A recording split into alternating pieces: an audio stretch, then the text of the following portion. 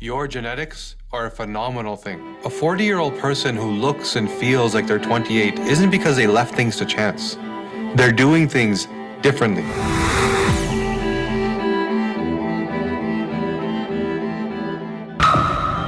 Chronic disease, aging, poor performance. These are all the result of wrong choices.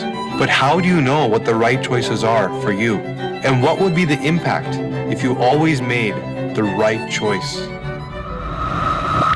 What if you can change the day you die? When you see those first wrinkles, those gray hairs, or a call from the doctor and they say, "I need to see you, your test results are in."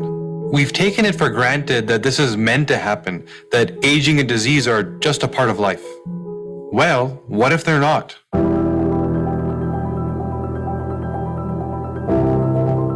You can't feel cancer coming. There's no warning that dementia is on the way, and so we think these things just happen.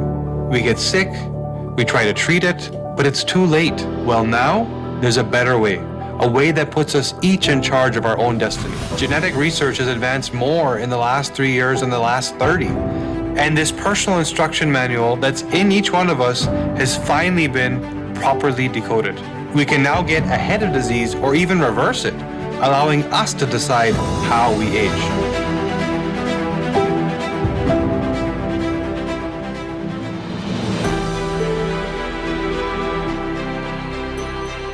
Our scientists have clinically studied over 5,000 people.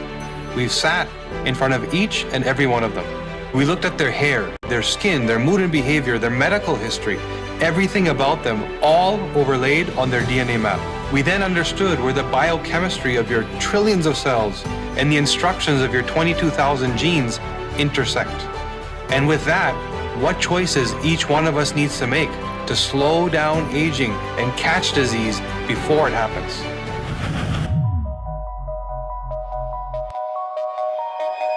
I have no doubt that with the genetic insights we're seeing today, chronic disease will soon be a story that we tell our grandchildren. If you understand why chronic disease and aging really happen, you also understand that they are truly optional.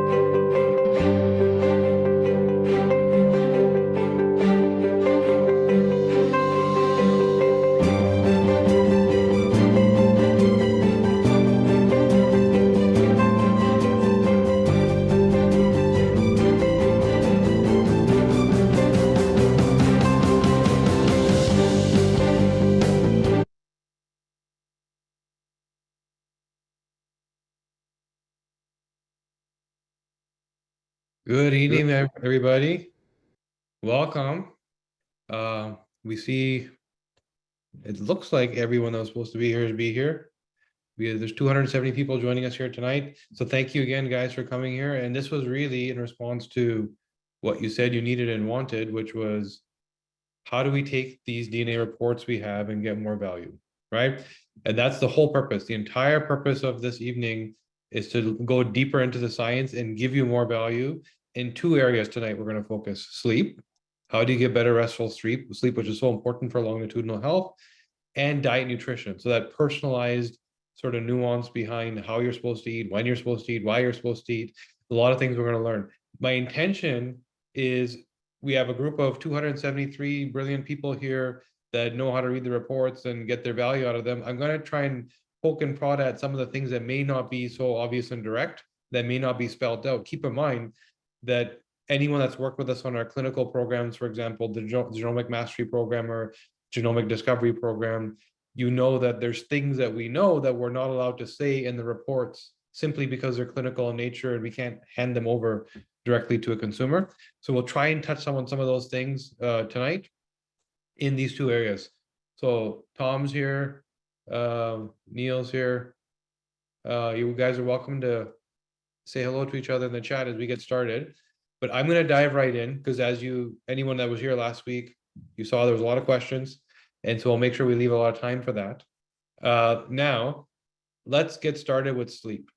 So the sleep reports are probably the most sort of spelt out in the reports. They're very easy to understand. There's certain elements that are not spelt out, and because they're not sort of phenotypically obvious, phenotypically mean how you manifest, but clinically we can see them.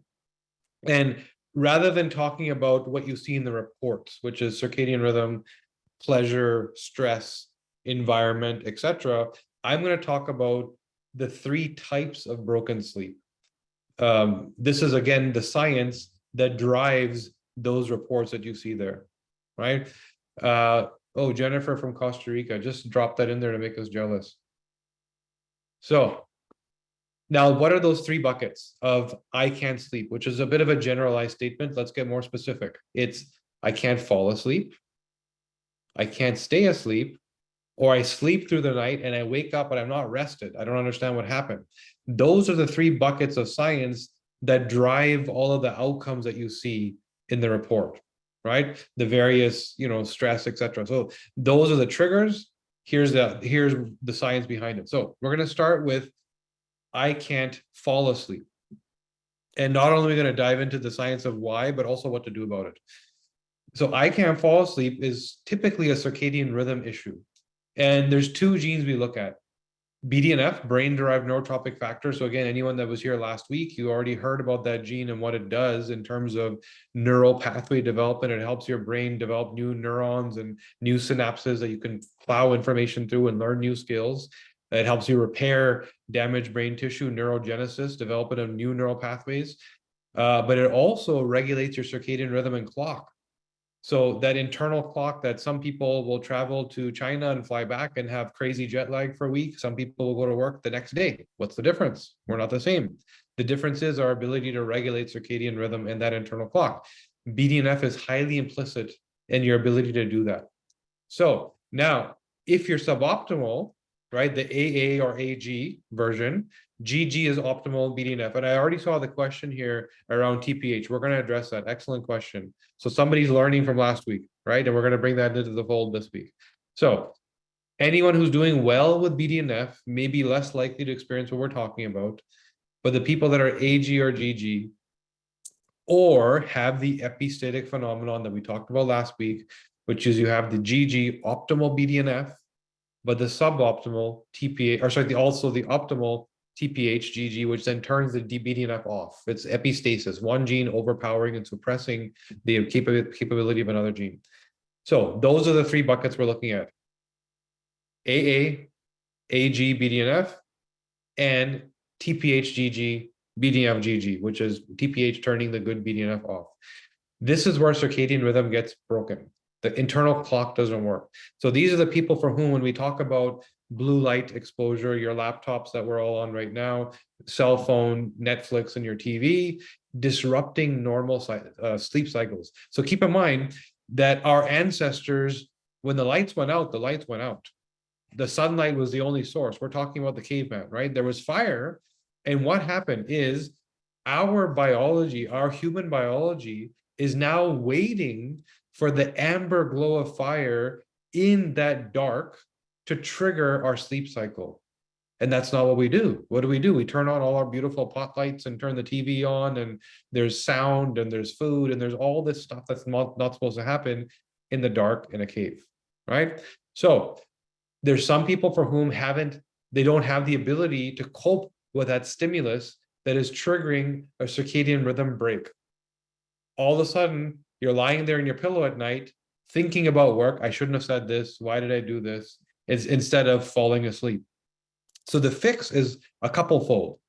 It's what you do during the day and what you do during the evening, the sleep hygiene or protocol. During the day, your body needs assistance in plowing through that circadian rhythm and clock and knowing what time it is. That means starting your day at the same time every day, waking up at a scheduled, routine, regimented time. It means getting sunlight very early, right?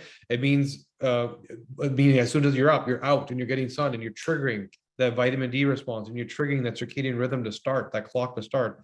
It means you're pausing a few times a day just to breathe. And this is where ancient cultures all stop to pray 3, 4, 5 times a day, and some of them still do. Why? Because it keeps that clock moving along. That breath work signals to your body that another chunk of the day has passed.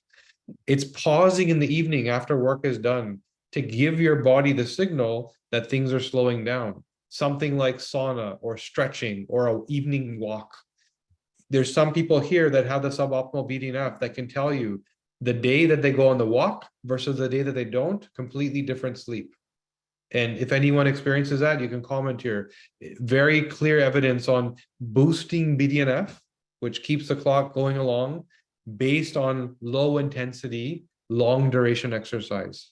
High intensity means running on a treadmill. We're not talking about that. We're talking about low intensity, stretching, yoga, walking in the evening to signal your body the day is over, time for the night cycle to start. Now, that's the second part. What's broken there is our environment. Our homes are beautiful luxuries that we didn't have in previous generations that we now have a little too much of, and that we're signaling daytime. The light bulbs we have are not of the right spectrum to put us to sleep. The blue lights we're exposed to are the wrong spectrum to put us to sleep. We're not seeing fire in the dark. We're seeing light in light, and the brains are confused, right? So for that person who's BDNF suboptimal, AA, AG, or TPHGG with the BDNF GG, this would be an experience for you, which is the fix. My day is structured and scheduled. I'm pausing, I'm breathing. I'm very purposefully moving in the evening to signal the day's over, and I'm turning the devices off. I'm using blue light filter glasses to block blue light. Those dark amber lenses you may have seen, which guess what? Light piercing through an amber lens signals the exact signal that our ancestors used to see of the fire, the amber glow. That then in human biology triggers the binding of melatonin, the thing that you need to fall asleep. So that's the cascade you need to go down. That's number one, I can't fall asleep. Number two, which is actually the bigger number. Now, when we started our research, sleep wasn't anything that we intended to fix, because a geneticist will tell you there's no genetics of sleep, right? There's things around what we call chronotypes, people that stay awake, prefer the day or the night, or different, night owls, and, for example, but actual sleep genes were misunderstood. And this is what you can see in the way we're speaking. It's not about a sleep gene. It's about a neurochemical gene, and then the outcome that it has on your behavior. Same thing is true for the much bigger chunk that we then realized unintentionally. All these people that are serotonin dysregulated keep complaining that they can't stay asleep. They don't necessarily have a problem falling asleep. They get on their pillow. There's a sleep latency, as it's called, is the window that it takes you to fall asleep, which should be 15 minutes. That's the ideal time. Latency should be 15 minutes. Longer than that, you're sleeping too early or you're overstressed. or you've eaten too late in the evening. Shorter than that, you've waited too long to get to bed, right? So it should be about 15 minutes. So for the people that have no problem, I fall asleep in 15 minutes. The first 3 hours, amazing. I don't even know where I was. I had an amazing dream. I was on an island in the Bahamas. Life was great. And then all of a sudden I woke up and the second half wasn't the same. So just like the amber glow of fire triggers the binding of melatonin to trigger it's time to sleep, the peachy glow of sunlight coming through the window, piercing through our eyelid, creating that peachy somewhat of a color, triggers serotonin binding, which is supposed to wake you up. Now, if your serotonin receptors are dysregulated, which a lot of you are, which is why you are anxious and decided to go ahead and buy a genetic test to learn more about yourself, a move that other people may not make. You're like, I'll just leave this for another day. No, my serotonin is dysregulated, so I'm constantly irritated and bothered by things. Every detail matters, right? May sound familiar. Same thing happens in your sleep. So that first half of your sleep is about recovery. It's about whatever I was exposed to the day before, chemicals, exercise, etc. Let me repair. Let me fix all that nonsense. Second half is about preparation for the following day. Let me make my neurochemicals. Let me make my hormones. We make all of what we use in that second half. The serotonin is what then finally, as you again see that sunlight triggering the binding of it, gets you up and you're done with these two chunks of sleep, recovery and preparation. And ultimately, you should be rested and keep going. If your serotonin is dysregulated, and what did we discuss last week?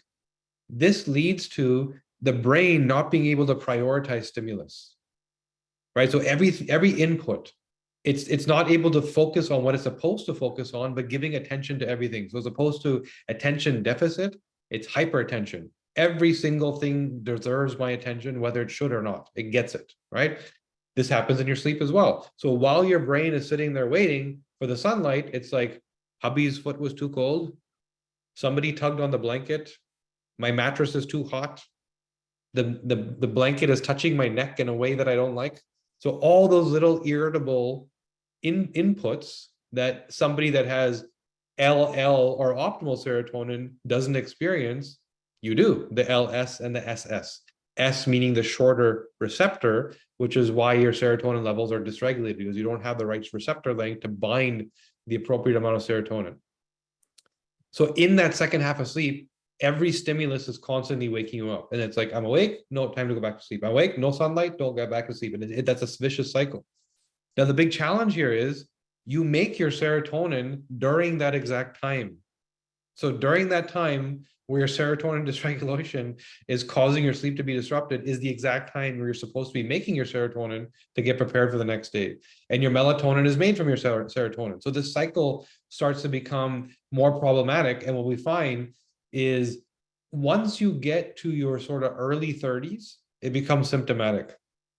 Once you get to your mid 40s, it becomes your identity. I don't sleep, right? So people that have this profile, it's a gradual incremental sort of continuation, and it's mounting on itself, right, over time, because the cycle of I don't make serotonin and it's dysregulated, so I'm not doing it properly anyway, and then I don't sleep, and then the time that I'm supposed to make it, I'm not sleeping, so I'm not making it, and that cycle continues and continues and continues. And if you pair that with poor gut health, which is a general status quo these days because of our garbage food, you don't have the environment to make the serotonin either. So this is a major area to focus.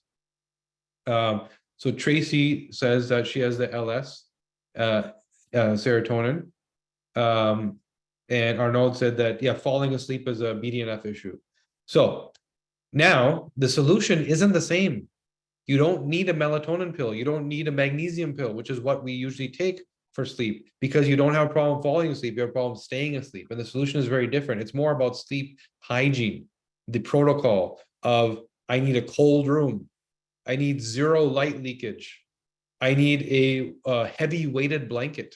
So again, going back to our ancestral habits, this serotonin dysregulation, this ability to be prompted by stimulus and irritated by things you shouldn't be, was actually a great survival trait. Because think about the cave and the cavemen.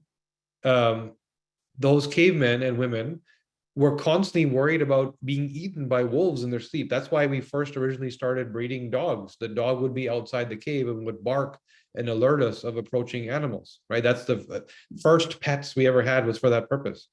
And now, if you are that person who is serotonin dysregulated, you would probably be in the front lines as the person that's on guard, and you would probably survive better because you were noticing the wolf before it ate you, right?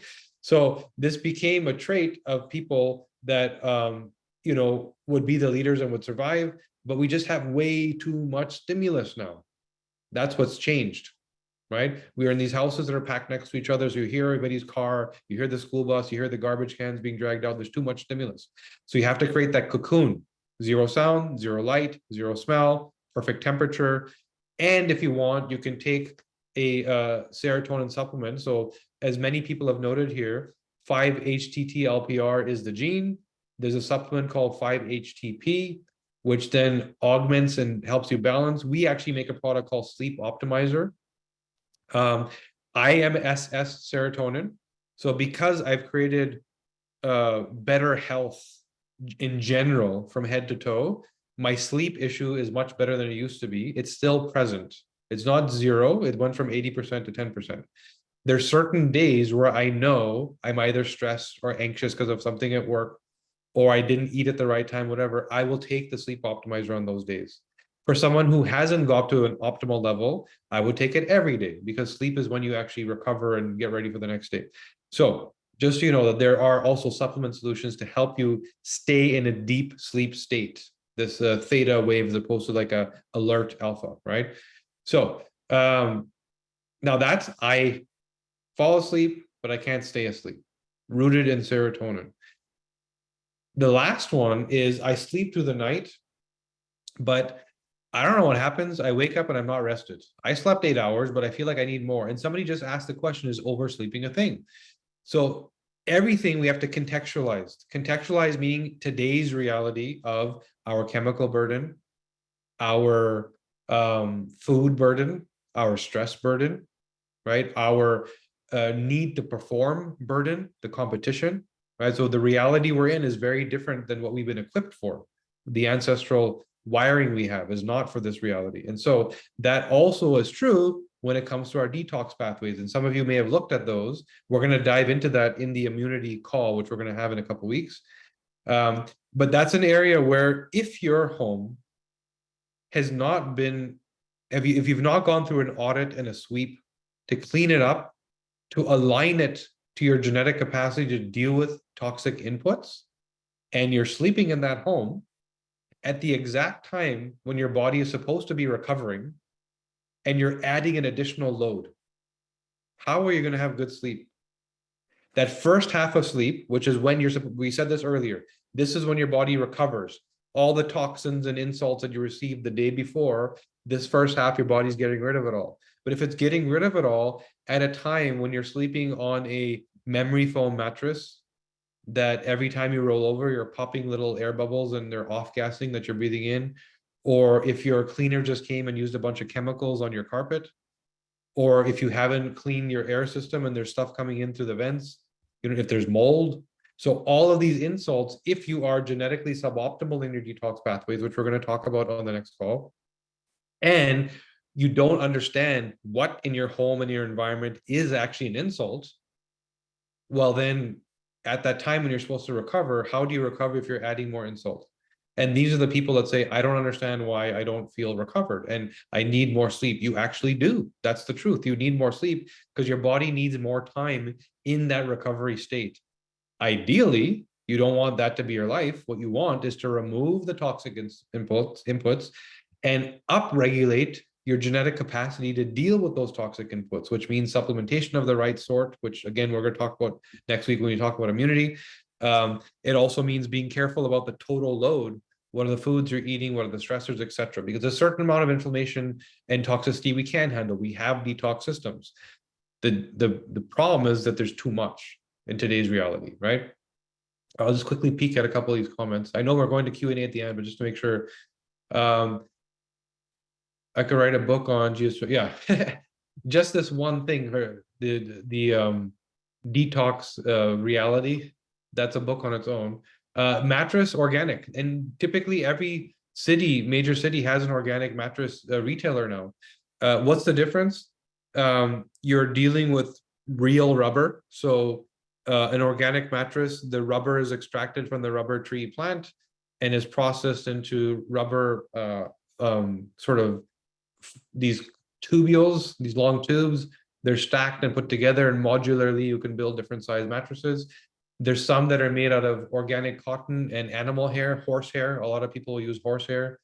The queen who just passed away slept on a $200,000 horsehair mattress, which feels like you're floating. You know, you don't even feel like you're sitting on something. So, there are organic options more than ever before, right? More than ever before. So, last thing I would say about all this stuff is we now, again, the thing I keep going back to is our ancestral traits. And when I say ancestors, I'm talking about the caveman, right? That's if you look at the time that our genetic footprint has existed, we as who we are in this genetic capacity existed about 250,000 years. The majority of that time was spent uncivilized, roaming cavemen that were not in a city with agriculture. Modern agriculture is 10,000 years old. So the majority of that time was spent, and that's why I say our caveman ancestors. So our caveman ancestors slept on the floor. We sleep on the second floor of a house with a mattress that's elevated off the ground, or in a condo building 30 stories up in the air. Why does that matter? We don't understand our direct relationship and symbiotic relationship with this planet, the Earth, and what it provides us. Anyone that's here probably understands, a little bit about frequency and how energy interacts between us, other people, ourselves, etc. You may have heard this in various talks. Where you may not have heard it is in terms of the direct connection with the Earth. Some of you may have heard about grounding. If you've heard about, just say, yeah, I've heard about grounding, just to get a sense of how many people know. So that's you walking on the ground with your bare feet to connect, right? So everybody knows. So now imagine if for 240,000 years, people slept on the floor for 8 hours and had a direct connection with the Earth to ground themselves and heal during that time. All that energetic recovery. And now we sleep on the second floor on a mattress that's elevated in the sky, right? On a frame. We've removed that entire piece of recovery from our lifestyle. So this is so important, especially if you look into any one of these three areas we talked about. My circadian rhythm is broken. I wake up in the middle of the night and it's not the same anymore. I wake up and I'm not recovered. This is important for all three of these. Now, you're not going to go live in a cave. You're probably not going to sleep in your backyard. That's not what I'm suggesting. But you need to replace that time that was spent on the Earth during the day grounding, because your body needs it. So you should walk barefoot in your backyard on the grass, or you should at least lay out a sheet and sit there for a while. Read your book outside, right, on the ground. What you also can do, there's now new technology around grounding your mattress. There's people that are making sheets. You can use PEMF. I think I saw somebody mention this here. So PEMF, pulse electromagnetic frequency, can sort of compensate and send the right pulse of energy into your cells to make up for the lack of that in our current lifestyles, right? So again, just thinking about all three of these problems, there's a general lifestyle problem that none of our DNA is aligned to, which is where we are sleeping, right? And we are not sleeping where our ancestors are sleeping, so our bodies are confused. I'm supposed to go into this giant detox recovery phase, but this key ingredient of energy from the Earth, you're not giving me, so I can't do the job properly. And that in itself will make you sluggish, because now you're using energy sources from within as opposed to external. So keep that in mind and incorporate grounding of some degree. And yeah, if there's fire ants, you probably wouldn't want to lie on the ground. So you're gonna have to figure something out there without chemicals, by the way. Okay, so now that sleep. Now in the sleep report, it talks about stress. It talks about food. It talks about pleasure. It talks about circadian rhythm, which we touched on. The other big ones, those ones are obvious. Pleasure means I can't stop watching TV. I'm a binger, I'm an addict. Let me work on that. Stress is, yeah, my head is spinning, I can't fall asleep. Okay, let's put that away for a second. That's an easy one. The other one that stands out that we don't work enough on is the food response. And this question of when do I eat? How do I eat? Why is it disrupting my sleep? So once again, the fire gets put out, the food is put away, there's no refrigerator, everything is done, and you're not grazing at the pantry for Doritos and cookies at 11 p.m. That's not what our ancestors did. So metabolically, this is so much more important. If you look at the TCF7L2 gene, we're going to get into some of the diet nutrition stuff now, and that's the transition from sleep to diet. So where the TCF7L2 gene, if you look at that gene, and I'm not doing well here, by the way, determines your insulin response. So the question is, how much of a priority is this for me? If my TCF7L2 gene is off, am I that person who, I should be stopping eating 3 hours before sleep? I should have no starches 6 hours before sleep. So there's this argument over what does intermittent fasting look like, and the more people that are, this prolific discussion around intermittent fasting, it's becoming a mainstream thought now. The more we discuss it, the more we're realizing that it's about stopping sooner, right? So stopping 6 p.m. like dinner-ish, and being hungry in the evening, as opposed to the hack we've all been doing of waking up and not eating and delaying the start time. But then that forces us to keep eating because we're hungry. We didn't get enough, and we end up eating into the night, which we think is okay because the total eating window is not bad. But it's much better to stop early. And by the way, I'm guilty of this myself, right? I'll tell you that right now. I'm going to get off this at 9 p.m. my time, and I'm going to look for something tasty to make me happy. And it's hard to stop that. And I understand that. And we're going to also speak about why it's hard for some people. So it is important to build that regimen. So somebody asked TCL7L2 TT. So TT is the suboptimal version. So you are the person like myself that doesn't have an insulin response that's regulated, that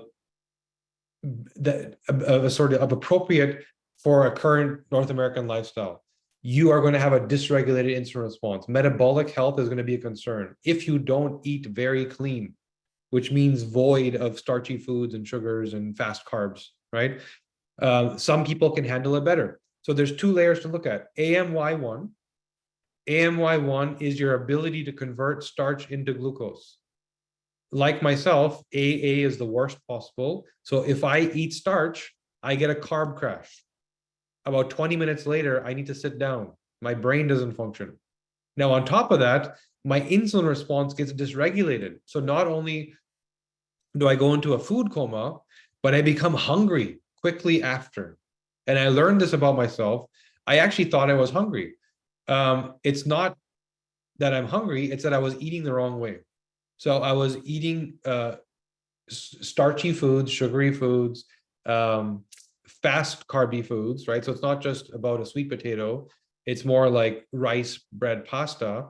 And what I do now is, if I need to eat that food, because I do train, I work out, so I want to have some carbs. I don't do zero, I just do very little. I'll take some berberine. So we actually make a product called blood sugar regulator, or blood sugar optimizer, I should say, which regulates your blood sugar and helps that insulin response so that you can manage it better. And like myself, be able to have a little bit of starch so that you get the carb benefit without that crash, right? So now, bringing this back to sleep, if you're doing this at the wrong time and you're putting yourself into a metabolic dysregulated state right before sleep, how are you going to go through all those recovery processes and get deep, restful sleep if your body is being told it's still daytime because we're still in metabolism right now? And for the people who, again, who are AMY off, TCF7L2 off, it's going to be a red flag priority. These are not in the sleep section. These are in the diet. We've moved to diet nutrition, just to answer that question. So yeah, AT is still dysregulated. So ideally AA, right? That's the ultimate where you don't have to be so concerned. But AT and TT is much more common. Most people don't do well with starches. And if you're dysregulated for, sorry, insulin, TCF7L2, it's a much bigger concern. It goes from I don't feel right to I'm causing diabetes, right? I'm sluggish and I need to rest to this is going to lead to cardiovascular disease.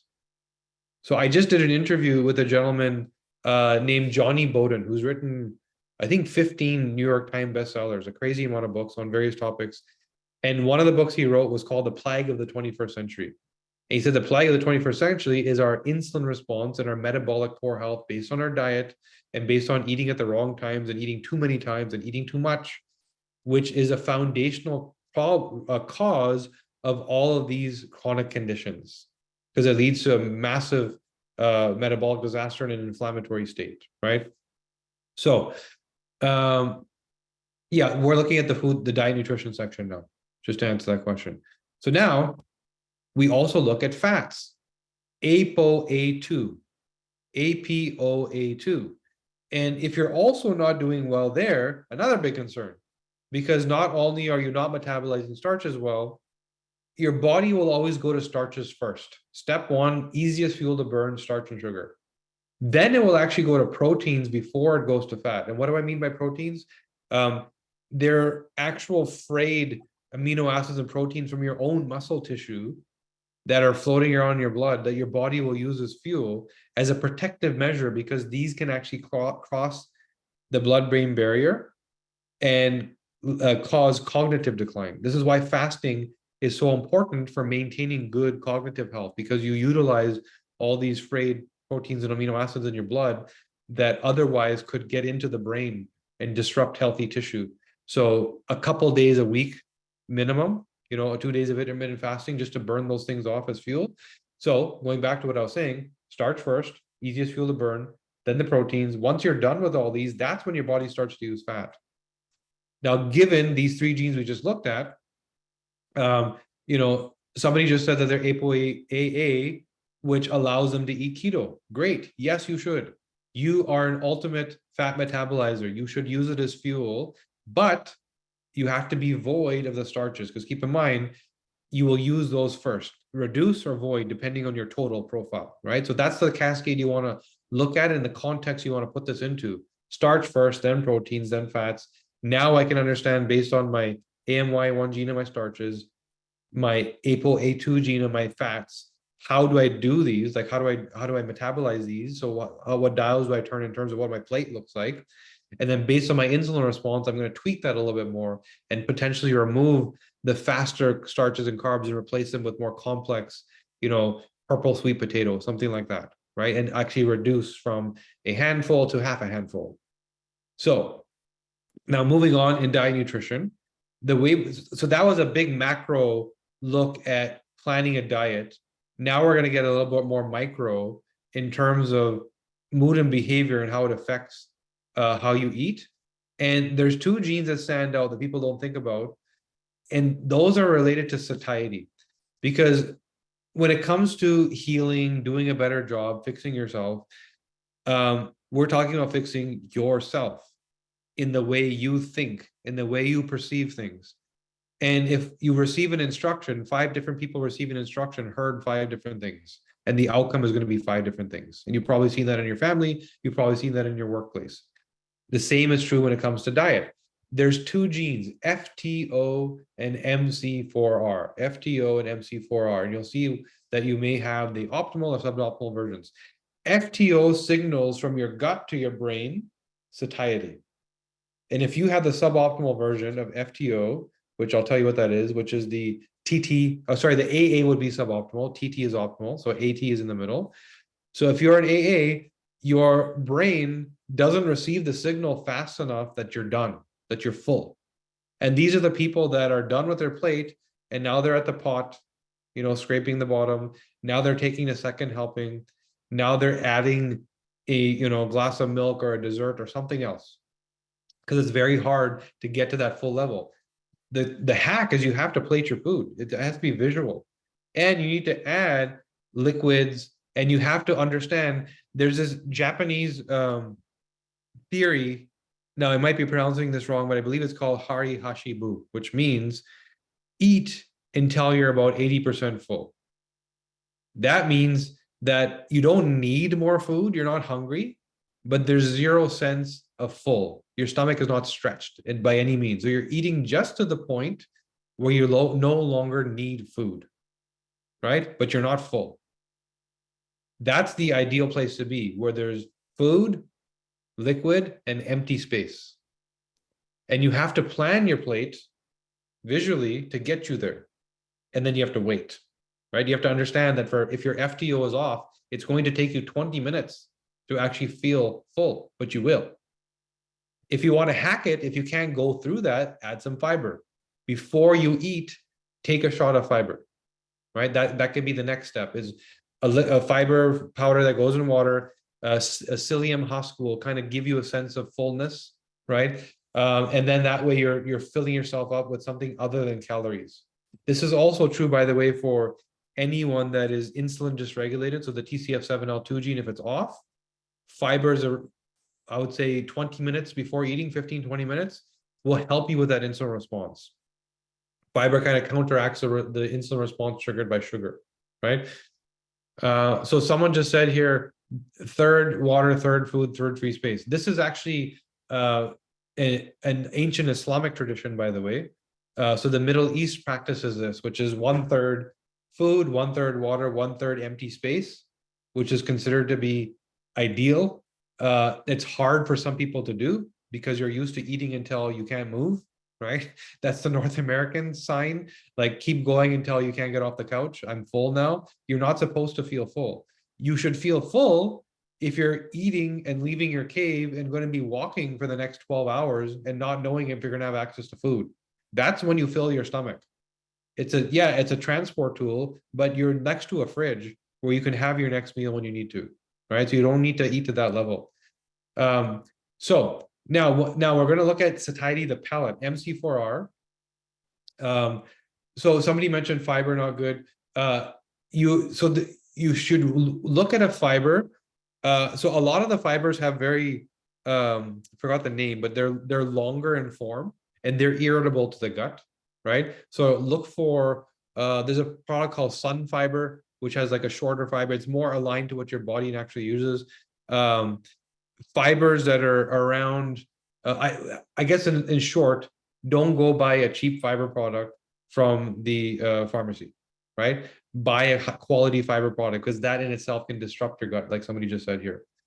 Okay, so now MC4R. MC4R is a gene that signals satiety of the palate. We just talked about satiety of the gut.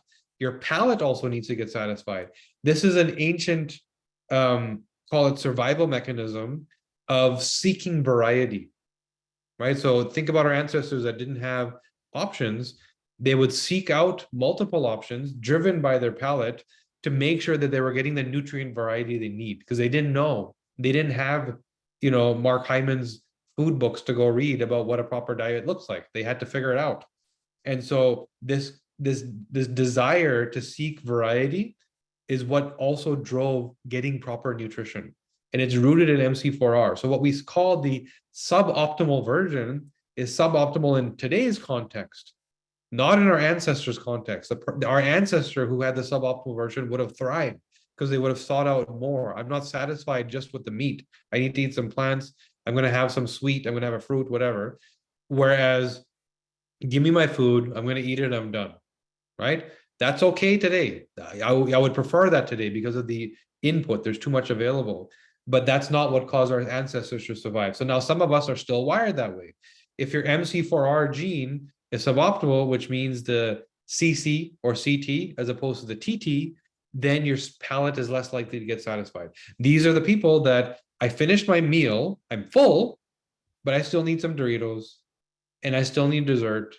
And after I'm done dessert, I need more Doritos, right? So that variety that I need, those flavor, the wow factor is necessary for me. And I use the word me because I am dysregulated for MC4R, and I used to have a bag of Doritos next to me every night, right? Until I understood it. So you have to create the satiety. And how does that happen? Remember, your palate is seeking variety. So give it. Have your meal, whatever that appropriate meal is.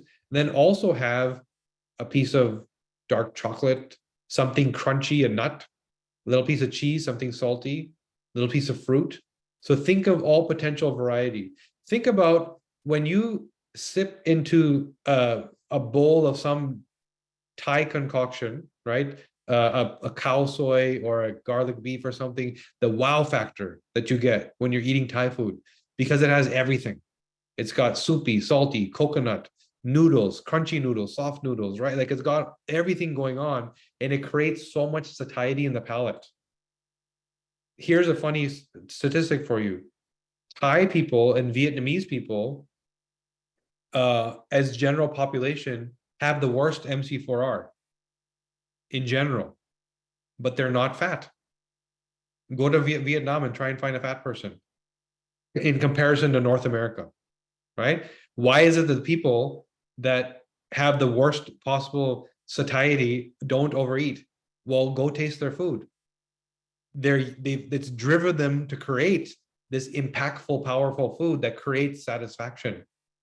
And that's why Thai food tastes so good. That's why when you have your pho noodles, it's like soupy, crunchy, noodly meat. Like there's a little bit of everything going. There's a little bit of lemon. There's a little bit of herbs sprinkled on top. So their cuisine has been now aligned to their palates, and so they eat the appropriate amount, right? So there's been an evolution in the culinary style, let's say. So keep in mind, if that is you, you have to create this hack, which here's my meal, and here's my hack. Here's my trail mix sitting right next to it. I'm going to give myself all that stuff. So I'm not going for the Doritos. And if I feel the need, let me have a piece of fruit. Let me have a piece of cheese. Let me have a piece of dark chocolate. Give me the thing that's actually beneficial to me to create the satiety of the palate so my brain thinks I'm good, right? So that's a good hack for you. So now we're going to keep going. When we look at diet nutrition, another big area where we should focus is the vitamin D pathway. And what seems as insignificant is one of the most important things you can look at. So you have 22,000 genes that make up your genome. Of those, 10%, 2,000, require the right amount of vitamin D to express themselves properly, to do their jobs. So 10% of your human biochemistry is dependent on this one thing. And truthfully, vitamin D is actually a hormone. My personal belief, here's some conspiracy theory for you. My personal belief is that it's called a vitamin because if everybody had enough, there'd be a lot less disease. It's the one thing that everybody needs the right amount of. And if you look at it in biology, it actually is a hormone, the way it acts in the body. It's not a vitamin. So what is the right amount? The recommended daily dose for most Western countries is 1,000 IU, which is not enough, especially if you're in a country where there's a winter or a fall. It's not enough. This is why we have the winter blues, which we blame on Christmas season and other things. Yes, there's social pressures as triggers, but the real reason is there's zero sun for months, and we're not getting adequate vitamin D, and we're working indoors on top of that. And by the time you get to December, all of a sudden, where's my vitamin D stores for the last few months? Gone. So neural function falls apart and you start to experience mood and behavior issues. But you'll experience many other issues: bone health, hormone cascade goes wonky. Like that way you used to feel in your monthly cycle is not the same anymore. The peaks and valleys, there's a bigger delta value between them because the vitamin D is in there mitigating and balancing things off. So what do we need to understand there? Which is, okay, so somebody here is saying, I take 10,000 IU a day, right? That's step one, is dosage. And dosage is CYP2R1. So the CYP2R1 gene will tell you how efficiently do I take D2 from the sun and convert it into the active D3 and get it into the blood. That's one of 3 steps. And by the way, all other micronutrients, you'll see them in your report, only have one gene. Vitamin C, gene converts it into the active form. That's it. The reason why vitamin D is so complex and why our bodies do this is because it's toxic if you overdose. And again, going to the ancestral context, they were outside all day, right? They were roaming, looking for food, agricultural, plucking things, killing things. Indoors was a cave. Who wants to spend the whole day in a cave, right? So they were outdoors. So we are designed to mitigate an overdose of vitamin D. Our lifestyle is zero vitamin D. We're indoors all the time, and our food doesn't have enough, right? And yes, it's definitely better to take vitamin D with K if you're taking it high levels, because if you're taking a lot, it leads to calcification and other things which the vitamin K mitigates. And in fact, most good vitamin D products will already have K2 in them. So now, yes, CYP2R1 is a gene we're looking at. And now if you're suboptimal there, I would say, everyone should be taking a couple thousand IU anyway. In the winter months, you might want to take 5,000 IU anyway. But if you're suboptimal, you're probably going to want to kick that up to 10,000, right? Far beyond the recommended daily dose, but there's plenty of studies to show you this is what people actually need, right? Now, that's step one. How much is in my blood? Step two is, yes, GG is suboptimal. Step two is the GC or the VDP gene, which is now, how do I get that vitamin D that I just put into the blood and actually move it and transport it to the cell where I use it? There's another gene that does that to either speed up or slow that down. So if you are suboptimal there as well, you then need to look at the next gene, which is VDR, and try and balance between them how efficiently you're metabolizing, step one, transporting, step two, and binding, step three, the VDR gene. First gene is about dosage. How much do I need? Next two are about how often. If I don't transport or bind efficiently, or a combination of both are not happening efficiently, I need more frequency. So if I'm not binding or transporting efficiently, I might want to split it into 2 doses, morning and midday. If I'm not doing both of these jobs properly, I might want to split it into 3 doses. And that sounds like a lot. And if it is too much for you, some people, no problem, they'll do it, right? They're working from home, it's easy, or they can take their bag with them to work. If it's too much, then just stick to 2 doses. But that's a minimum for anyone that's not doing the transport or binding well. Why is this important? Take 10,000 IU in the morning. If you're not able to transport and bind it, your body maybe only got 1,500 of that. So you need to slow the input and have multiple doses, just like our ancestors did. They didn't go out and get, a sunburn worth of sun in 5 minutes. They got a trickle of sun all day long outside in the sun. So it was a constant, right? And our bodies are still wired to receive it that way. So this is really important for everything. And so I saw a couple of comments here about, my doctor said that I have too much vitamin D. So no, do not take it at night because it will keep you awake. So vitamin D, remember, what is it mimicking? Sunlight. So if you're taking it past 3-4 p.m., it's going to signal to the body daytime, which you don't want. It's going to disrupt your sleep. So no, do not take it past 3 or 4 p.m. So your doctor telling you you have a high vitamin D level is measuring step one. How much is in the blood? That's all they've told you. They haven't yet understood how much has been transported and how much has been bound. And most doctors, by the way, don't even know that this is something they need to look at, because, and it's no fault of their own, they're following the training to a T, which is what they should do to be safe, which is, I can get this blood work ordered and it's going to tell me your vitamin D levels. Yeah, how much is in the blood? You can get vitamin D tests that are intracellular. How much vitamin D is in my cell, which tells you the true story. They're not easy to find. We can work on trying to curate those for you. If enough people say you want them, we'll go and find one for you. But there are intracellular vitamin D tests that will tell you literally how much is in the cell, which then tells you the full story of how much should I transport, how much should I bind, right? Yes, I did say do not take vitamin D after 3 p.m. If you're up late, 4 p.m. But what happens is, remember, vitamin D is to our body a signal of sunlight.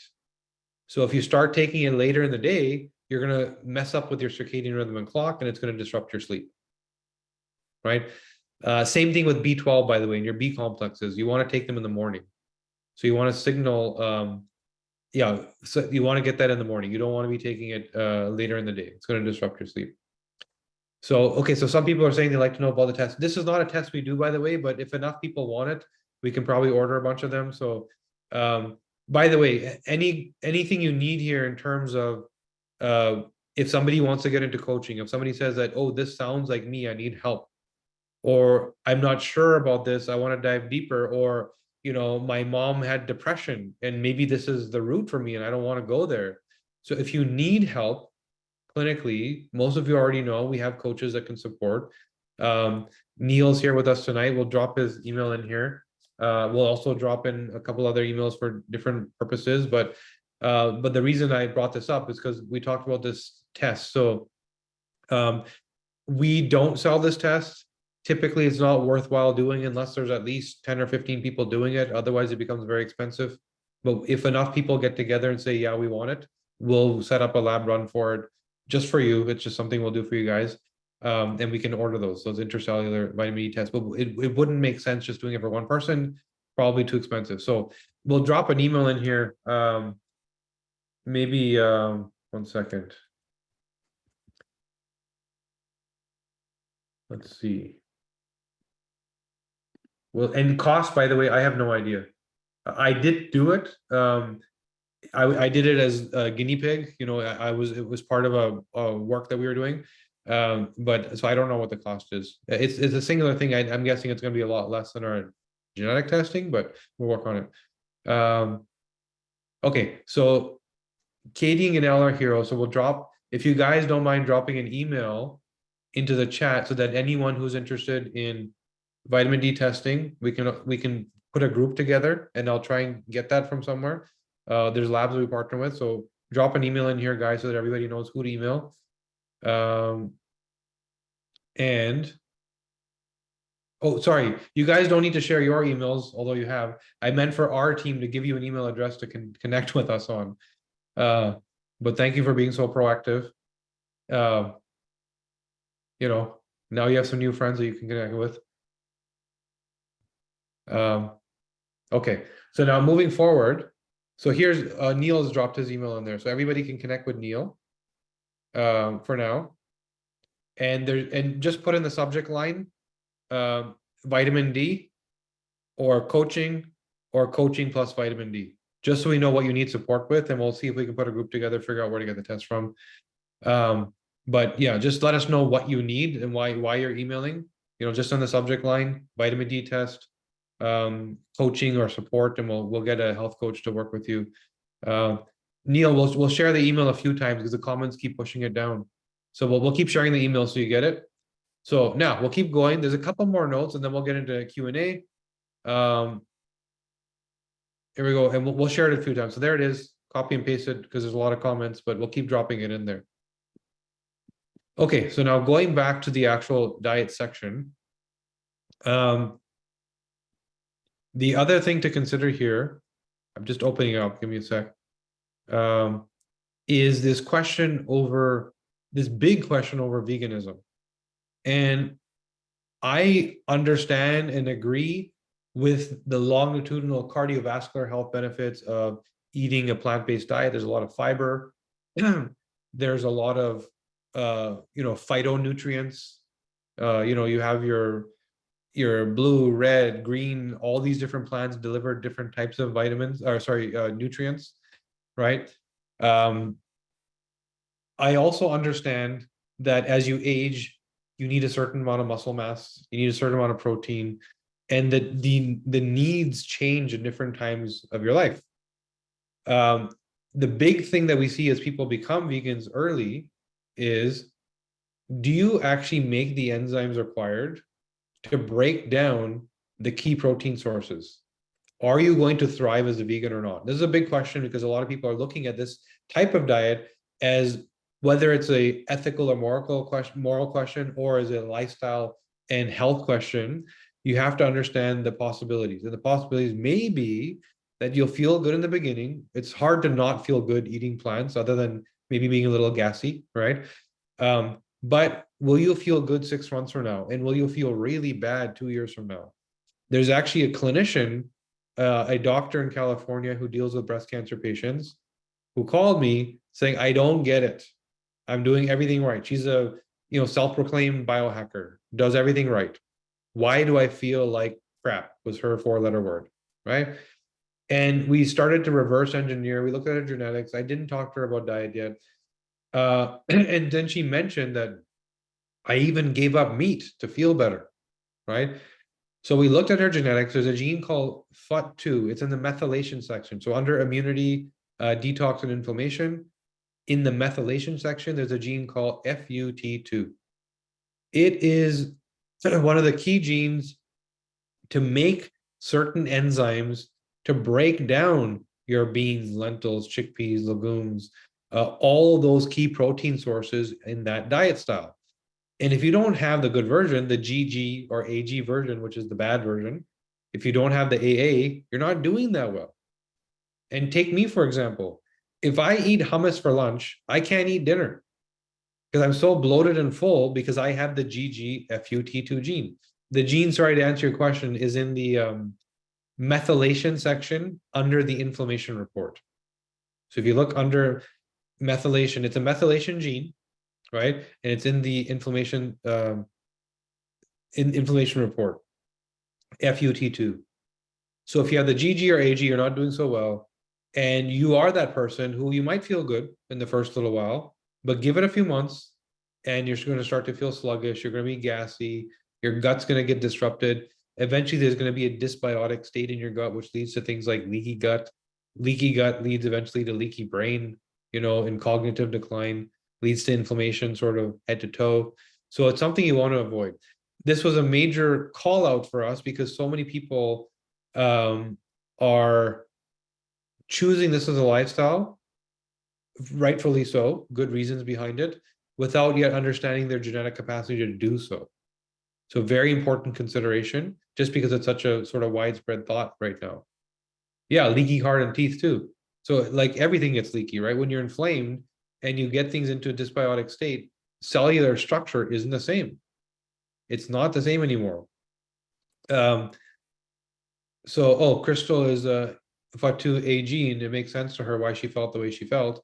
AG is in the middle, so you have one version of the good positive allele that does the job of making the enzymes, one version of the bad allele that doesn't do the enzyme. So you're at like minus 50% capacity, which is not good enough, right? You're not equipped to just be straight vegan, right? And up until very recently, that never happened. We didn't have ancestors that did that. Yeah, AG is in the middle and GG is the suboptimal, to answer you, Adriana.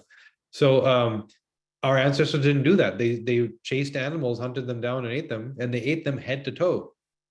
They ate everything from the organ. The organs were the most sought after. If you see an animal eating another animal, the first thing they eat are the organs. So our caveman ancestors would be eating the meat and they would get their protein and they would grow, but they would seek out the organs. They never got a chance to eat them, and they would wonder, like, why are these other animals eating them? And that's where all that jam-packed micronutrition would come from, is the organ meat. And so they didn't eat a lot of plants. That started more when modern agriculture started, about 10,000 years ago. They didn't eat zero plants. They just didn't eat a lot. They were trying to kill animals and eat them. And then when it would come for whether it was weather or whatever, and they had to store foods, that's when you would either dry or salt fish or meat, or you would store grains or whatever. And the grains of those days were not the grains of today.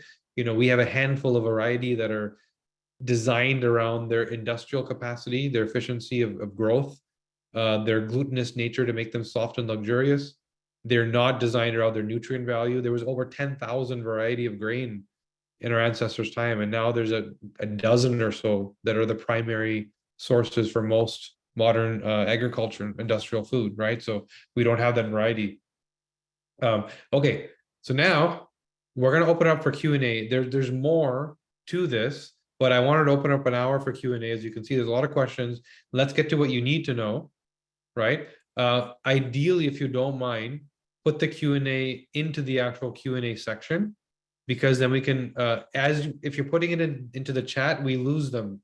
As you can see, it was hard for you to catch Neil's email address, right? We lose them. So put the questions, continue the chat, go ahead, continue discussing. We're all friends here. But if you have an actual question, put it into the Q&A. It just logistically makes things a lot easier. Okay, I'm going to start right from the top. So Does it make sense that I have a stress response rare gene that, okay, so Mary has a suboptimal stress response, but has a Zen-like, so Zen is referring to your pleasure-seeking neurochemical, dopamine. So you're probably AG for dopamine in the middle, or AG for COMT, the clearance, or potentially both, which means that your relationship with reward and pleasure is in the middle. That doesn't necessarily speak to stress, which is there's multiple reasons for stress. Serotonin dysregulation, ADRO2B, right? Which is your noradrenaline response, all of what we talked about last week. So those are two different things. Yes, there's also a stress aspect coming from dopamine, but what's being told there is when it comes to reward and pleasure, you're Zen, you'll do what needs to be done, not over, not under. But when it comes to stress, that's a different input, right? Circadian rhythm,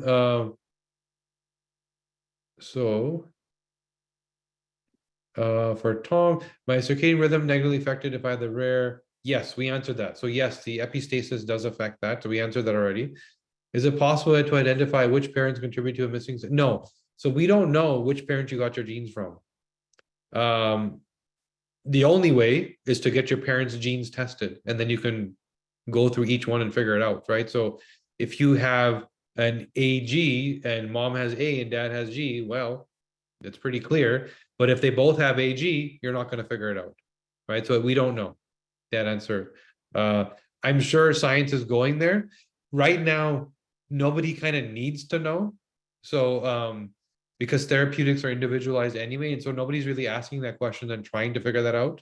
But we don't know. When I cleaned up my sleep hygiene and started using BrainTap, BrainTap is amazing. So BrainTap allows you to efficiently put yourself into the state you need to be in cognitively, whether it's reduction of anxiety, whether it's a Zen state around reward, whether it's getting ready for sleep. Amazing device. We love them. We're actually doing an event with them next week and at the biohacking conference. Amazing company. I wake up at 5:30 on weekdays. I would like to sleep later on weekends. What do I do since I have sleep dysregulation? So what you could do, if you just want to hack it, then what I would say is before going to sleep, you take the sleep optimizer, the supplement we make, it'll put you into a deeper sleep state, and get some liposomal melatonin. And if you wake up, take it, and it will knock you back out. It's a very healthy way to get to sleep. Liposomal melatonin, go to a health food store, buy a proper brand. That would be something that can help you. Because keep in mind, you're 5 days a week at the schedule. It's not easy to adjust. It's not healthy to adjust. Also, your circadian clock gets screwed up. So an external input like liposomal melatonin will help with that. And the reason I say liposomal is because you want it to work quick, right? How many hours before bed to take sleep optimizer? So it's variable for people. Between 3 hours to 15 minutes. I would start at 15 minutes. I ideally start at 30 minutes. Sorry. 15 minutes is an anomaly. Start at 30 minutes. And what you should experience is vivid dreams. It should be like, wow, I just watched a 3D movie in my sleep. Because you've gotten in such a deep sleep state and a certain wave level that's what your dreams feel like. That's when you know that it's working, that you got that deep, restful recovery that is triggered by it. If you're not getting that, then start a little earlier. Most people, 30 minutes is the right number. Some people, and this is hard to predict, even genetically, need more time to assimilate the ingredients and then trigger that response. So start at 30 minutes, should work for most people, but the maximum we've seen people need to start is 3 hours prior to. So as long as you get 8 hours, yeah, it does matter because again, keep in mind, so somebody's asking if you get 8 hours of sleep, does it matter what time? So what we said about grounding, our relationship with the earth, energies change. The energy of the daytime is different than the energy of the nighttime.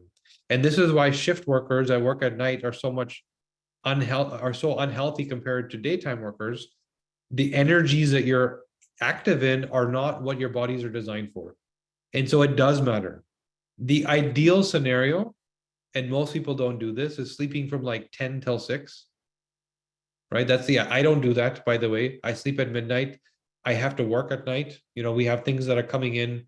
We have a West Coast office that, there's notes coming in at night. So I sleep midnight to like kind of 7, 8. But ideally it's 10 to 6. That's the window for most jurisdictions in the world where the energy is aligned to sleep and recovery. Right? If you're not sleeping in those hours, it's not the same. What about Ambien? Well, we usually don't go there. I mean, that's a question a clinician can answer on our end, but we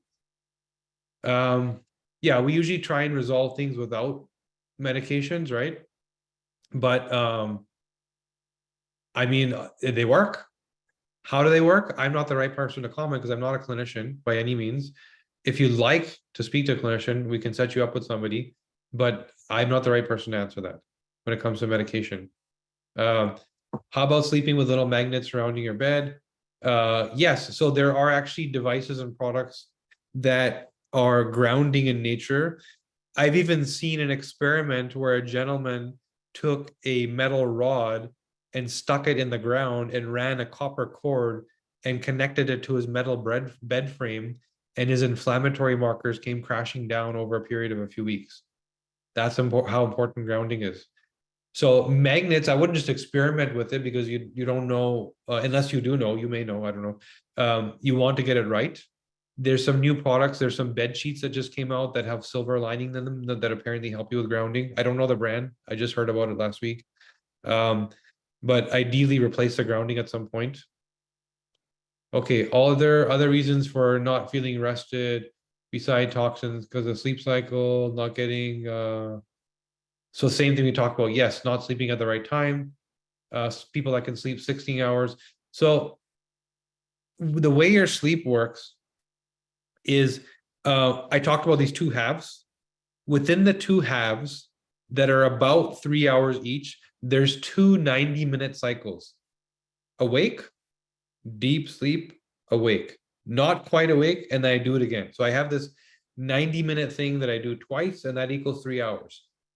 If you wake up at the end, you feel rested. And this is why if you need to wake up to take a 3 a.m. flight, you can still feel okay if you wake up at the right time, which is after a sleep cycle is complete. If you wake up in the middle of a sleep cycle, you're going to feel like you need more. And the same is true if you oversleep.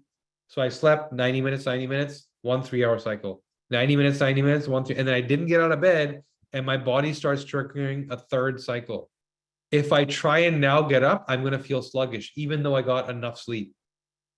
That's what's going on there, is your body is now stuck in another sleep cycle and thinks it's supposed to finish it. And you're going to feel sluggish as if you only slept for 2 hours, right? Not quite the same as the, fatigue and all that, but that sluggish, like I need to sleep, it's going to stick around. So what supplement for optimal sleep and gut health if you have both SS and also antioxidant pathways to remove toxins? Okay, so the combination, if you're looking at our products, it would be the detox optimizer and the the sleep optimizer and deep calm during the day. So those three. If you want that broken down into other products that you can source on your own, it's the precursors to glutathione, NAC, selenium, alpha lipoic acid, and it's GABA for the sleep, magnesium, and melatonin. That's what you're looking at. And the melatonin liposomal, so that gets to work fast. The gene for, I'll type this answer. The question was, what's the gene that determines how well you metabolize plants? I'm going to type it in here. It's FUT2, FUT2. How can I support FTO-AA? So if your FTO is off, and you're, not able to experience satiety, there's a couple things. One is fiber. So fiber before you start your meal so that your stomach already has an artificial sense of satiety and being full. You don't need to eat as much with fiber. The third is liquid after the fact.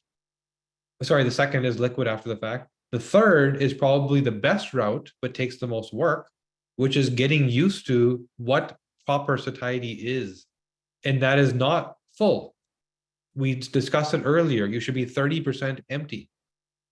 right? That's what the body needs. Because keep in mind that our ancestral food was nutrient dense.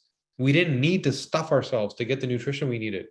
Eating a piece of liver and a steak is not a high volume, but it's highly nutrient dense, right? So that we weren't meant to be full. So the best thing you could do is get used to how you're supposed to feel, which is I ate enough. I saw what was on my plate.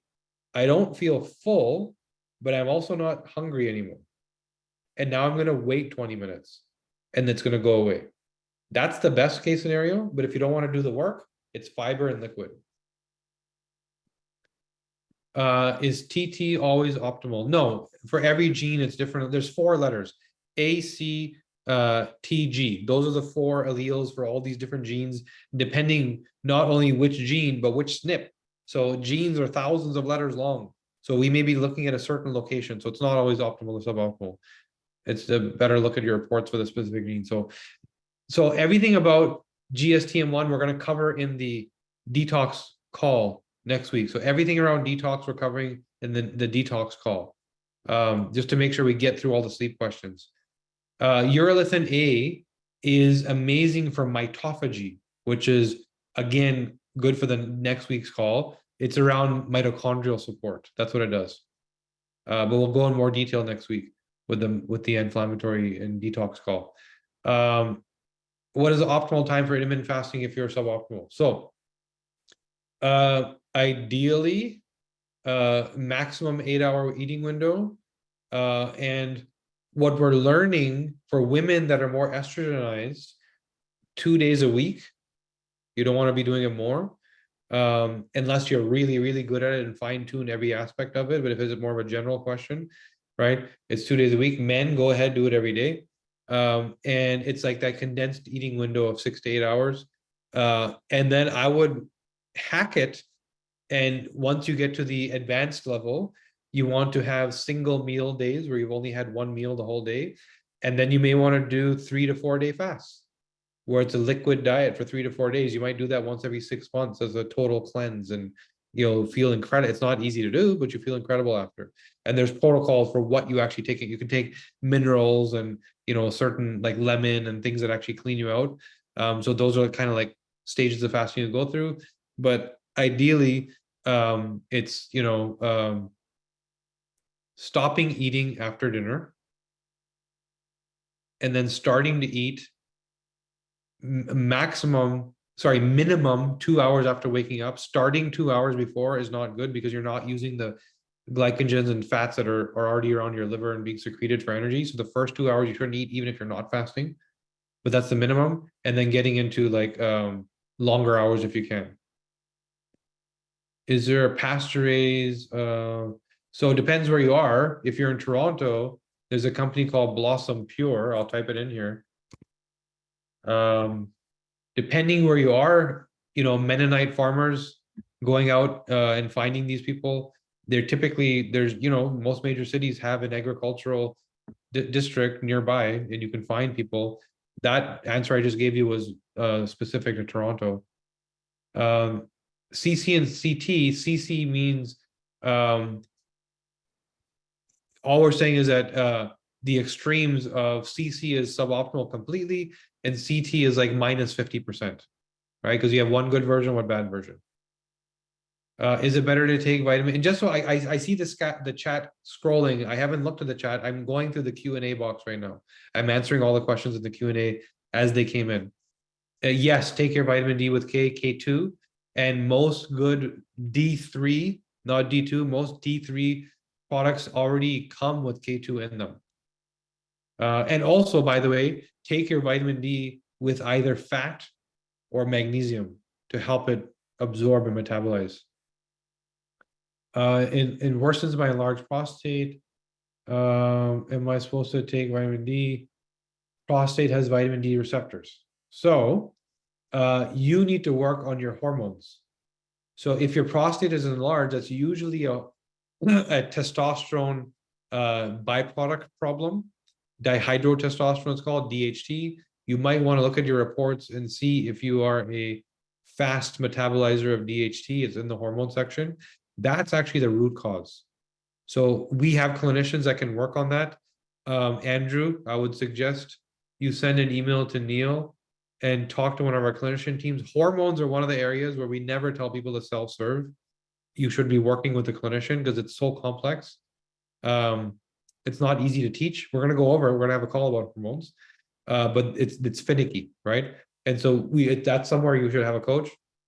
But I would focus on the root cause itself so that you can take vitamin D. Let's get the hormones balanced. Somebody asked 5 milligram a day. I'm not sure what that was regarding. My last pathway for vitamin D is not suboptimal. So if your last pathway, the binding is suboptimal, so you're taking 2 doses, right? You're splitting the dose. My blood test has come back with high D. We talked about that earlier. That was the same question. Nina, that was the question earlier where we said we're going to talk about the intercellular testing because often people can metabolize, but they don't transport. So a high level of vitamin D in the blood doesn't necessarily mean you're getting a lot in the cell, right? No, so your functional doc is telling you to take 50,000 IU once a week. I think you're much better off taking a regular daily dose. Because did your ancestors leave the cave once a week and spend the day in the sun, or did they do it every day? That's what your body's designed for. And I understand the concept of a 50,000 IU shot. It's good if you have a virus or if you're suffering from something. It's good therapeutically, but your regular regimen, you should be doing it every day. 10,000 IU a day. Okay, so there's some people saying they were interested in the test. Does IV infusion help with better binding? Yeah, so IV typically is much more bioavailable than pills. If you're taking a B complex or whatever through IV, it's much more bioavailable. Same thing with natural sunlight. If you're serotonin dysregulated and you see sunlight, you will be awake. So eye mask. There's a company called Viva Ray that makes an eye mask that has a donut on it so that it doesn't actually touch your eye. It's much more comfortable. It's not disruptive. Viva Ray. How can I test for toxins in my house? So there's different levels of testing. You can go to Amazon and buy mold kits and airborne toxin kits, or you can get an environmental health specialist. The difference is spending $30, $40, or spending a few $1,000s to have somebody come into your home and test for everything. If it's a one-time thing to understand and the health outcome of having the wrong things in your home, you can understand now it's worth the investment if you have the cash flow, right? So every city typically has an environmental health expert that can come in. If you need help and support with that, email us. We'll try and help you there. But typically you'll find somebody that does this type of testing in a city. But you can't just go to Amazon literally and search for a mold test, a airborne chemical test. They're available. Okay, so Lisa is interested in the vitamin D test, so we'll add that up. We'll put you on that list. Or I would say email Neil. More important, email, right? Him, so we have one central place. So dosage, yeah, dosage. So if your CYP2R1 is suboptimal, halfway, heterozygous who say one version of each gene, it's 5,000. If it's optimal, that's totally suboptimal, it's 10,000. And in the winter, it's always 10,000, right? Because there's 0 vitamin D. So that's the dosage answer. Night sweats. So a lot of people, as they're in their bed, overheat. That's the #1 cause of sleep disruption is temperature. You're head to toe covered in skin. It's the biggest sensorial factor while you're sleeping. And so I would recommend, Tom, get a mattress cooler. What does that do? It's a thin sheet that goes under your bed sheet that spins cold water around underneath you and maintains a cool temperature for you to sleep on. Again, think about our ancestors sleeping on the cave, on the ground. They had a heavy weighted fur blanket lying on top of the cold ground, right? So that's what our bodies are expecting. And especially if you're serotonin dysregulated, your body wants this even more. I'm going to type in here a company that we like. It's called Chili Sleep. I actually have one. I use it. It gives me very deep restful sleep. So I would suggest looking at that, Tom. So another person is looking at the testing. Bidrag, I said, my pleasure, but then the recommendations are optimal. Okay, so this we actually just addressed today. That's an algorithm issue. So this algorithm issue of your pleasure response is suboptimal, but there's no recommendations when it comes to sleep. That recommendation algorithm is being fixed right now. So this happened actually yesterday. So something has happened with our algorithm. Somebody was doing some work and they broke the algorithm, and that's being fixed literally right now. We found out about this yesterday. So just so you know, that's actually an algorithm issue. That will be answered. So you'll log in a couple in some time. It will notify you. And in fact, if you're specifically experiencing this issue, another reason to email us, right? And we'll notify you when it's fixed. VDR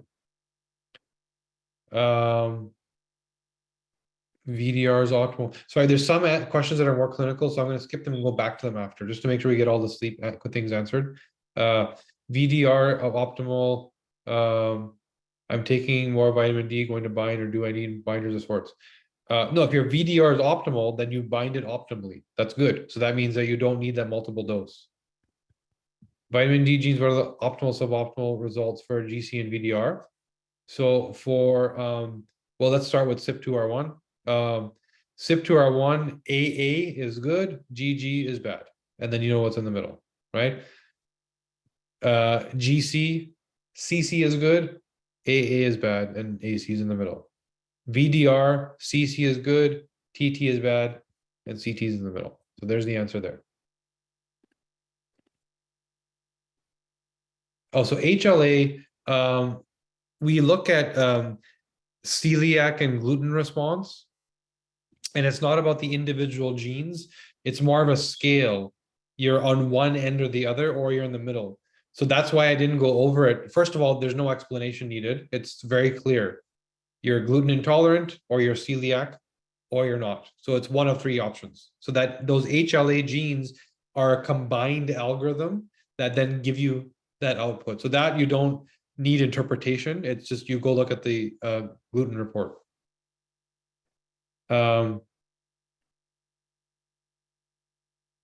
Yeah, so FUT2 AG should not be totally plant-based. AG is better than GG, but you should definitely be adding digestive enzymes if you're eating plant-based meals. A lot of blue light blockers, yes, for sure. How do you know if menopause is waking up or genetics? So it depends. When did it start? Did it start during menopause? Or so typically serotonin dysregulation, you'll start to see sleep disruption in your early 30s, 31, 32. It becomes clear, and then by your mid 30s, it's fairly obvious. By 40, it's part of your life, right?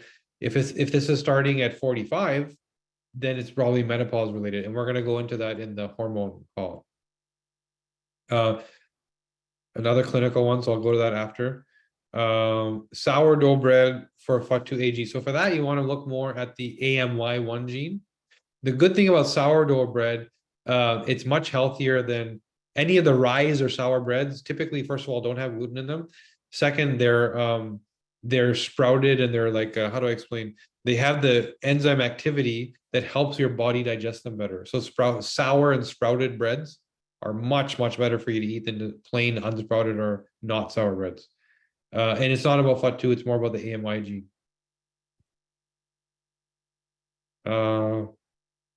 So if you're talking about, somebody asks, is it possible to solve dysbiosis via the DNA test? So if we're talking about gut dysbiosis, yes, because we look very clearly at the gut protective genes and how you're doing there, and then how do you need to intervene if you're having a problem. So is it an actual protective issue? Is it an inflammatory response issue? Where is the actual problem coming from? So yes, we do deal with that. That's one of the things I healed in myself, by the way. One of my 5 chronic conditions, but was gut issues, which I fixed and I don't have anymore. No, FUT2 is not related to gluten, but the HLA genes are, and it's in your report. This one I'll get into after the gluten one. Do we have a session? No, so somebody asking, do we get a session to explain? This is what we're doing right now. We've created these report navigation sessions for you so that I can go through key points that you wouldn't be able to capture on your own, perhaps, and that you can ask your questions. And that's what we're doing here today. That's what this is. And this, by the way, people do pay us for, and this is free for you if you have a test. No, FUT2 is not gluten related. Sleep 3-7, are they compounding? Like, yeah. So if you struggle with 3 sleep patterns, are they compounding? For sure.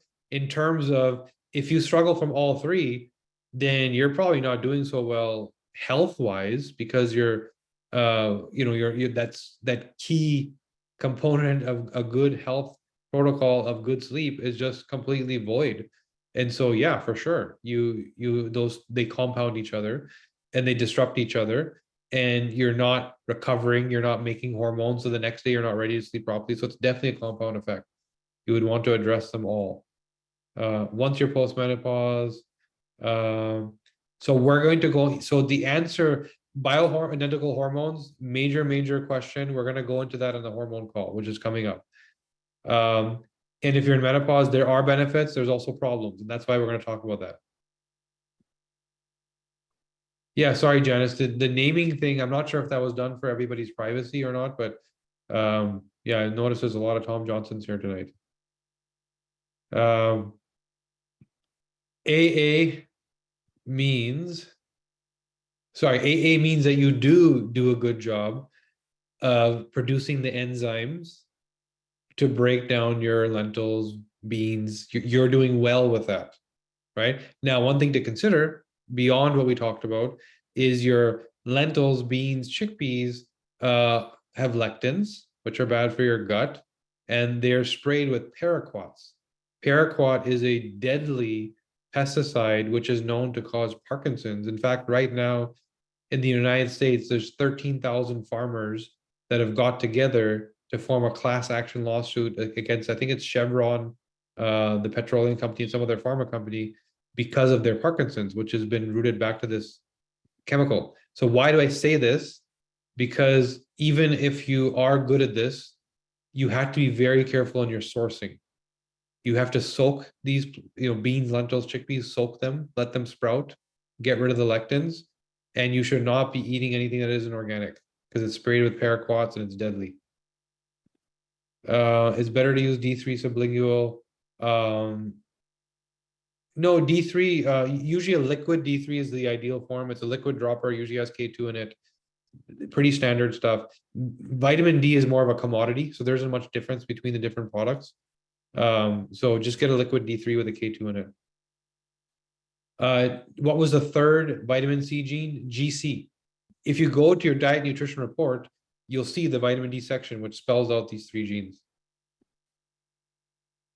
Methylation, we're going to talk about next week. So we're going to hold, this is exactly what we're covering in the next call, just to make sure that we have time, because there's 29 minutes left. I want to make sure we get everyone's, if we have time left over, I'll get into it, but we are going over, sorry, I don't know if it's next week, but there's 2 more calls. There's methylation, and then there's, I think, hormones. And I'm pretty sure the next week is methylation, and then we're getting into hormones. So this question, can we provide a summary of all the genes? This question was addressed in our team meeting this past week, and we're working on that now. In our clinical reports, we do that for clinicians. You've probably experienced the portal as more of a journey than a report. And so we designed it that way, but we are now working on creating one additional report, which just is, here's your gene outcomes, right? The actual gene results. Our node, non-secretor of FUT2 is the one that's actually good in digesting. No. So the non-secretor, the FUT2, is the person who does poorly, right? So you want your FUT2 to be optimal to create the enzymes. So the same question about HLA, that's about gluten and celiac. We didn't cover it today because it's in your report and it's very easy.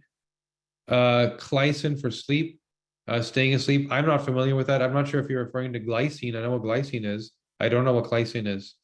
I'll keep this question open and look at it after. I've kept a few things open that are clinical in nature. So, and I'll bring those up again if there's time left over. How do you know if menopause is affecting sleep versus all? I mean, that's the thing we just talked about, which is timing. When did it start, right? Did it start during perimenopause where everything else started? Or is it something that started more in your early 30s?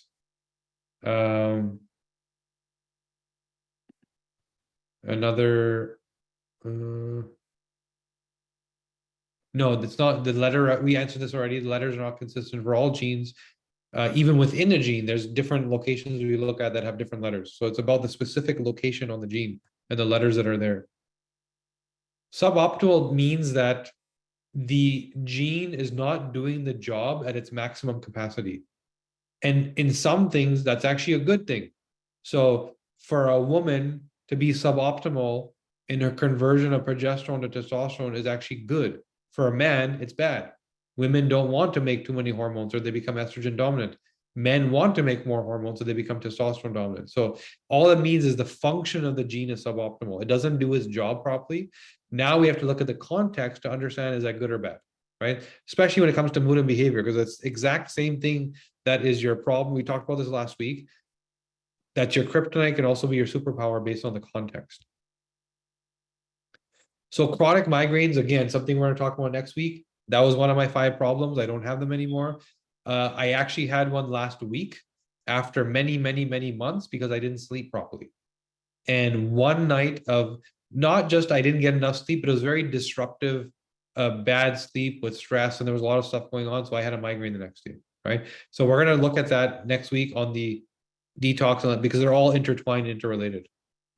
Glycine, yeah. So glycine. So sorry. So you weren't talking about glycine. That's why I haven't heard of it because it doesn't exist. Glycine is a potent detoxer, which if you use in combination with NAC is an incredible combo. It's I wouldn't say, well, it will support sleep in terms of detox, so you might get deeper recovery, right? If you're supporting the detox processes, then yeah, for sure it would help you in that first half, but not so much the second half. My results say I should have a reduced fat diet, reduced carb. I'm sensitive to toxin. I feel like I shouldn't be eating anything. So you're leaning more towards paleo, which is lean proteins and high fiber plants.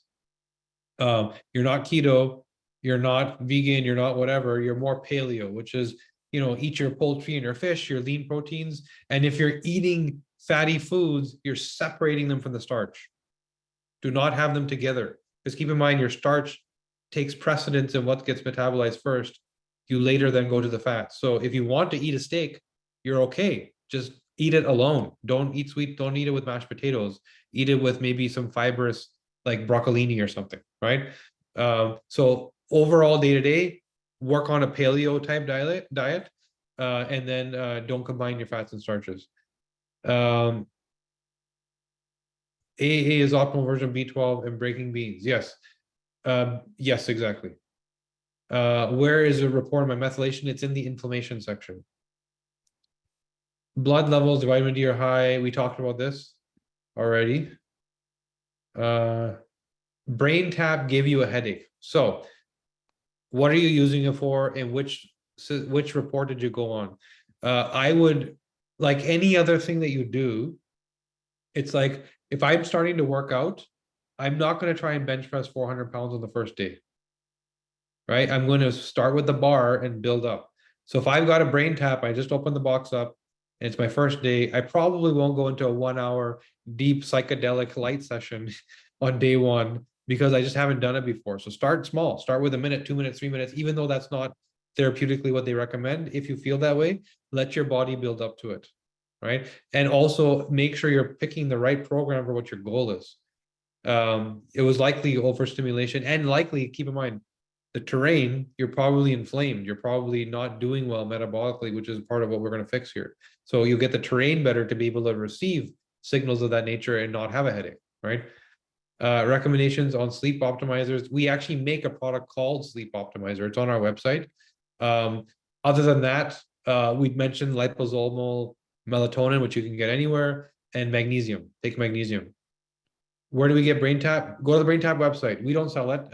It's a company that we work with in partnership, kind of an ally and a friend. Go to the BrainTap website, look up Dr. Patrick Porter. I'll actually type that answer in. He's the founder and scientist behind it. And you can see he's got a lot of interviews and videos. And you'll see what it's all about. What gene is responsible for what I should eat? So we looked in the fat metabolization is APOA2. Then we looked at the starches, we look at insulin. So that's all the stuff we talked about. So it's not a single gene. You have to look at the whole cascade and sort of plan things out, which is what we talked about earlier. So fats, carbs, insulin, and then vegan FOT2. And then, how do I plate my food with the gut and palate satiety? These are the things you have to consider and then come up with an answer that's logical for you, right? Muse is a little different than Brain Tap. Muse is more like a mood regulator, right? Brain Tap does a lot more. It has a lot more programs in it and has more functionality. Similar, but Brain Tap just does more things. Yeah, so we answered HLA. That's an algorithm that's in your report. Each individual gene doesn't do much. Yes, mushrooms will help with sleep. If you're like, it's not just before sleep, it's during the day. So functional mushrooms, reishi, lion's mane, all this stuff will help if you're replacing your coffee with it, giving your adrenals a rest, right? So it becomes more of a lifestyle as opposed to like a thing that you do before sleeping. Some people, in fact, get an energy boost from it and can't sleep after it. But if you're using functional mushrooms, I would suggest it's a full day thing. It's like your morning tea, your afternoon break, and then your evening. It's like a body reset thing. A frequency device. So somebody uses a frequency device during their sleep. If you're talking about like an EMF blocker or a frequency device that's sending positive or negative ions into you, like something along, I don't think it will disrupt your sleep. If anything, it may improve your sleep.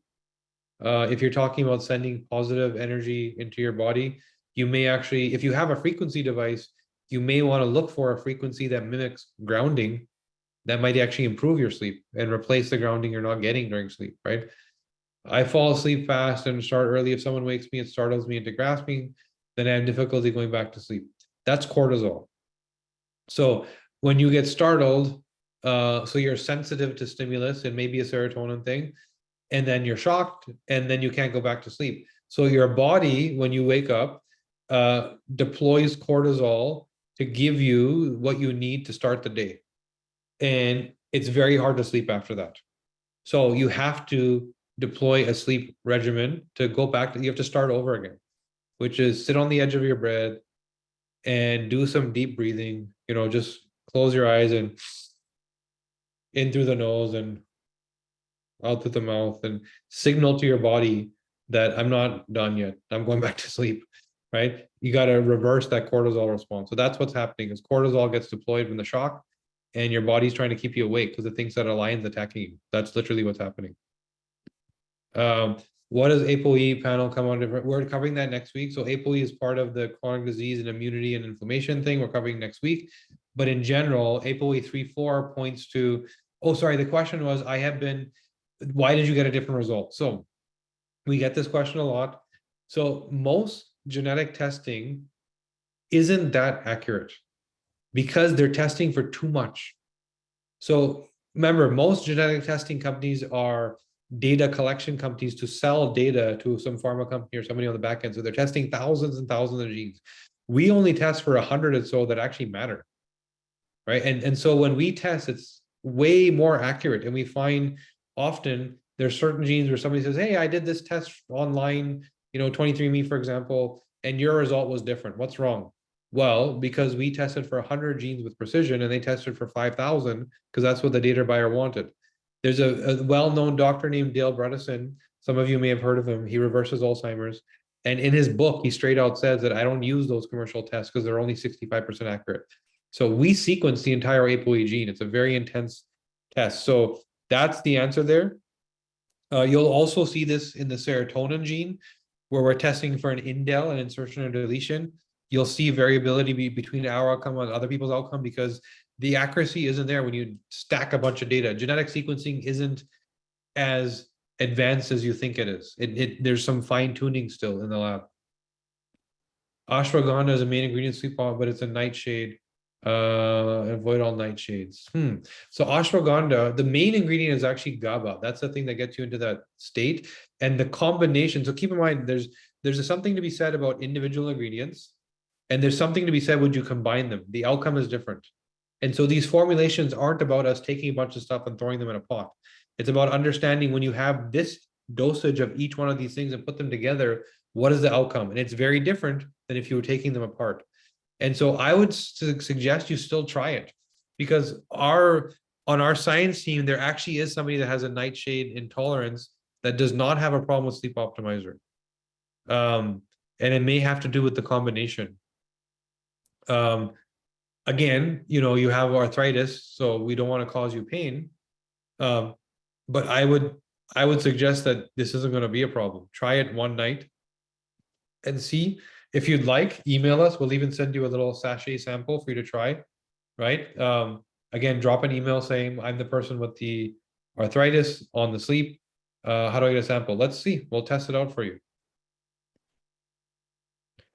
Nicole, I'm not sure if you can comment about this, but you thought about, Ozempic and all the, so for sure, they work in terms of masking the symptom, but there's already a ton of data coming out on how problematic they are. So we're talking about weight loss drugs like Ozempic. There's a really good podcast from Peter Attia that just came out that goes into it clinically. I don't necessarily agree with everything Peter Attia says because he's an MD and has a very conservative view, right? But they did a deep dive on Ozempic. My belief is that you come off of it and you're going to be worse off than when you started. It's not a cure, it's a mask, right? That's what it is. It's masking the symptom. And if you are having weight issues because you don't detox properly, or your hormones are imbalanced, or you're overeating because of serotonin issues, and you haven't resolved the root cause, imagine it's like being in a boat where there's holes in water and you just keep throwing the water out. You're still leaking eventually that thing's going to sink, right? So I don't believe it's an easy hack, and that's what most people want. Unfortunately, it's just a pill for an ill, but it's not the right answer. My question here is, in terms of nutrient absorption, including vitamin D and anything else that has to do with sleep, can the reports help me resolve my dysbiosis? I feel like this problem affects multiple areas of my life, including sleep and waking fatigued almost every day. So I think the question is, want to respect you because you're saying we wasn't answered properly. In terms of nutrient absorption, can the reports help resolve your gut dysbiosis or dysbiosis in general? So yes, there's something to be said about cellular health and your cells being ready to receive nutrients. So for example, we have clients that want to get stem cell treatments or peptides, and we tell them before you even go there, let's get the terrain ready. Because if you're going to go spend $20,000 on some stem cell treatment, don't you want the maximum outcome from that? So let's get the terrain ready. And I think this is what's going on here, where if there's been many years of not maintaining the terrain, and your cells can actually be fibrotic and they can have encapsulations around them, which needs to be chipped away at. A really good product, if this is the way you're feeling, I would recommend a product called Pectisol. So Pectisol does a really good job of breaking down that fibrosis around the cells and allows you to then not be dysbiotic and absorb the nutrients you're taking in. So try that. You probably would need it for 3 months or so to chip away and get you into that state. And this is more of a terrain question. Is my body ready to receive what I'm putting in? And yeah, that's certainly a problem. And sorry, when you said dysbiosis the first time, I thought you were talking about your gut. Does sleeping with an Apple Watch make it worse? If you have poor methylation, poor detox, yeah, it's an EMF, right? So EMF, constant drip of EMF, which your body's not used to, can certainly disrupt sleep. It can signal circadian rhythm issues. It can signal inflammatory issues. Ultimately, okay, you're using it to track your sleep. I know that Chili Sleep is coming out with a version of their mat pad that actually has a sleep tracker in it. You might want to wait for that. I would take it off. I wouldn't worry.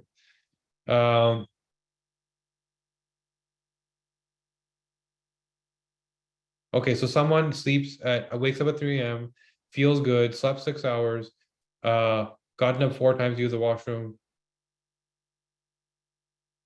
So if you're sleeping 6 hours and you're feeling rested, you should be good. Meanwhile, if you're getting 6 hours, obviously is not enough. But the 8 hours that we sleep, there's usually only 6 hours of sleep in there.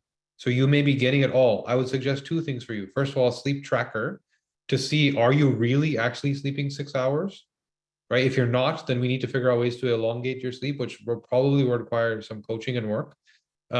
Second thing is, if you're getting up 4 times, that's likely an insulin issue. And especially if this started, it's all my life.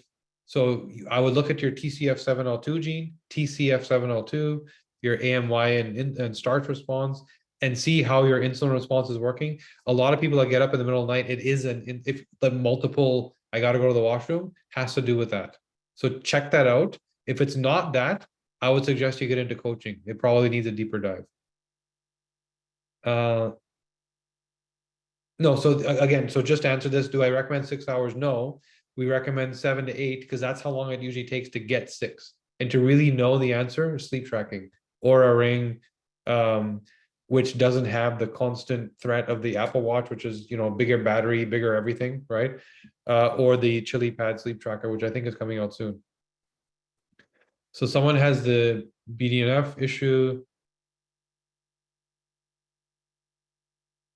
So this is where you look at your serotonin. That's not really a BDNF issue. That's more of a serotonin issue. I would also recommend try the sleep optimizer. To your question, yes, you'll probably feel it. It'll make you feel amazing and get you in that deep sleep, allow you to ignore the stimulus. That sounds like more of a serotonin issue than a BDNF issue. So is AA optimal, AG? So no, so we answered this question already. It's different for every gene, and you'll see that in your report. We talked about menopause already. That's coming next week. Do you know genetic and night sweats? We talked about that already. Can you please repeat those last 3 products? This was from earlier on, so we don't know what those products are.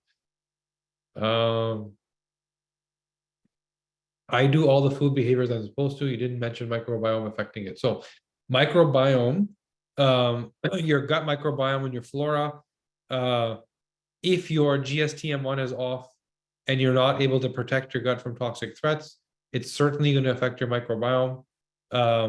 We don't test for the microbiome. I don't believe that other than the functional microbiome tests like GI map that looks for things like candida that are very well studied and understood, a lot of these microbiome tests are still quite early stage and need more science before they're certain, and that's why they're not that actionable yet. But in general, you want to maintain flora with 3 things. Enzymes. So while you're eating, take enzymes if you're worried about gut microbiome. Second is probiotics and prebiotics, right? Megaspore is an amazing product. It's made by Microbiome Labs. And in fact, I did an interview with the CEO and founder of Megaspore, and he basically said that if you take these things, you don't need to test your gut microbiome because you've created the environment where the flora is flourishing and you're doing good. So what is there to test, right? It's an easier thing to deal with. And the third is fiber. Having the right high quality fiber allows that flora to be healthy. So that's that answer. So clock, yes, is also a circadian rhythm gene. So vitamin D affects your circadian rhythm because your brain uses it to signal daytime. Your brain equates vitamin D to sunlight, right? So if you're not managing levels appropriately and you're not getting the cue in the morning to turn the clock on, it's not starting. So now your clock is disrupted. You need vitamin D if you don't deal with it properly, and if you're not getting enough sunlight, you need vitamin D in the morning to turn on the clock so that your circadian rhythm is supported. You don't need to eat anything with the sleep optimizer, no. I believe the replays are in they come to you by email. Somebody's asking about replays. Building a members area is a great idea. We can make note of that. So if you don't feel good while eating meat, we have to be more specific. It doesn't necessarily need, maybe it's fish, seafood, right? Meat beef can be difficult for some people to break down. I would think about organ meats, which can be gross for someone who's been a vegan for so long, or there are now supplements that can allow you the micronutrient value of organ meats. Like there's one called Pluck, I think, which is actually a spice mix that you can put on your food. So you don't necessarily need to start with a meat. You can start with a supplementation that provides you, the nutrient value that you're not getting, and then slowly turn down the beans, lentils, legumes. And I would say it's not a switch you turn on or off. This is a lifestyle change. So especially if you've been doing it for years, this is like you're planning a 6-month transition, very purposefully. So if each gene is different, where can we see the ones for each gene? So this is where we said we're building a legend based on everyone's request, and that's coming soon. Supplement discount codes for the webinar. We actually don't have a supplement discount code. We've never had one, from what I understand. But it's definitely a good question. It doesn't hurt to ask, right? So what I would say is, since you asked, send an email and we will create a temporary code. We just don't want a code to be floating around out there, because these things get put into cyberspace and then a year later we see something like, where did this person come from? So we'll create a code that'll be live for the next week, and anything you need, this particular group will support you with that. So email if you want to. Go back to Neil's email address, right? Send a note, I need the supplement code, right? And we'll get that to you.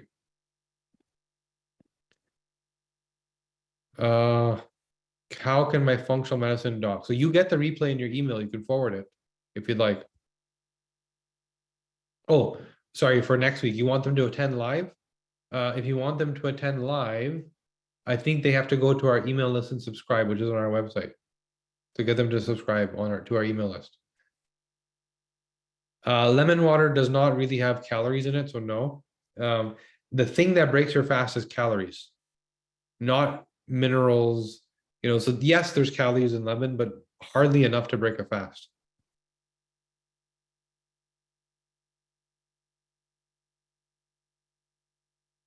So if you're taking 10,000 IU in a liquid D3 form, the combinations I've seen are typically okay. To get you a specific answer, I would ask our clinical team whenever it comes to dosage of that nature that you're asking, like, is there a side effect of K2? That's a question that our clinicians should answer. Maybe our clinical director. So I would send an email about that question, but I don't see harm in up to 10,000 IU. Now, if you're taking 50,000 IU, yeah, you're going to hurt yourself, right? But up to 10,000, I don't see a problem. So you work shift work. So what you need is the daylight healing energy. So I don't know what your full day looks like.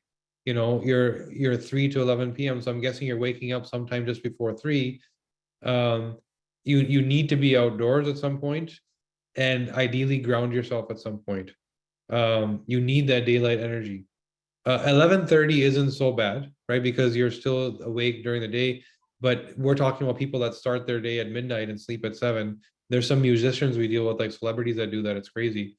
That's where it's really bad. You're not as bad, but still, you need that daylight energy exposure. Get out and walk. Go for a walk during the day, and get that energy. So we already know. So does the intercellular test cover the pore binding or the transport? We've already covered that in the genetic test.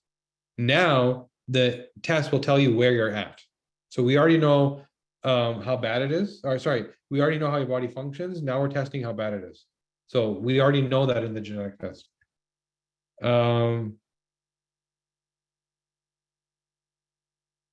My B12 was double high end on the normal range, even though my DNA says I can't absorb it.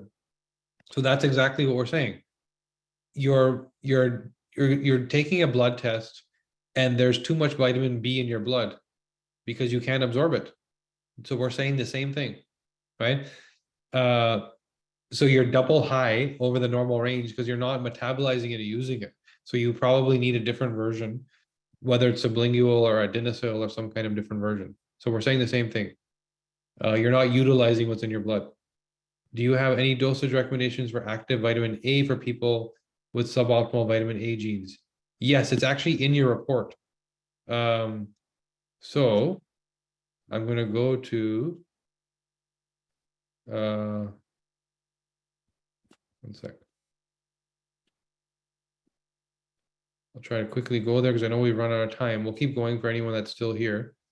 But I just want to quickly answer this. Where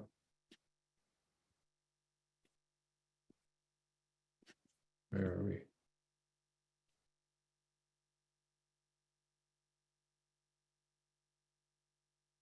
All right, I'm almost there. 2 more clicks.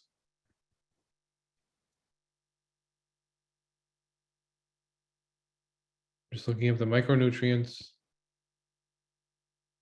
Vitamin E is a very important micronutrient. It's one of those covers everything type of micronutrients, right? And we didn't know the dosage. Okay. Your clinician about dosage levels, retinol, da, da, da. So here's what I would say.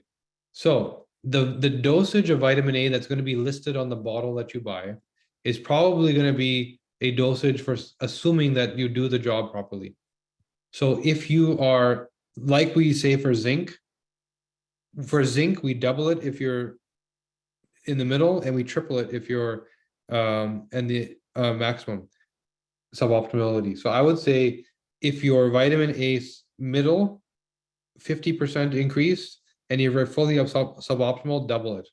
You buy vitamin A, go pick up 5 bottles. They'll probably all have the same recommendations for a daily recommendation.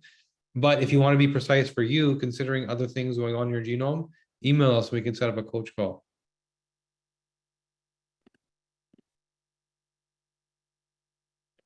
For fat and magnesium, all I was saying is to add fat or magnesium. So a typical magnesium supplement, regular dose, or a spoonful of olive oil, or a spoon of yogurt, or a little bit of butter.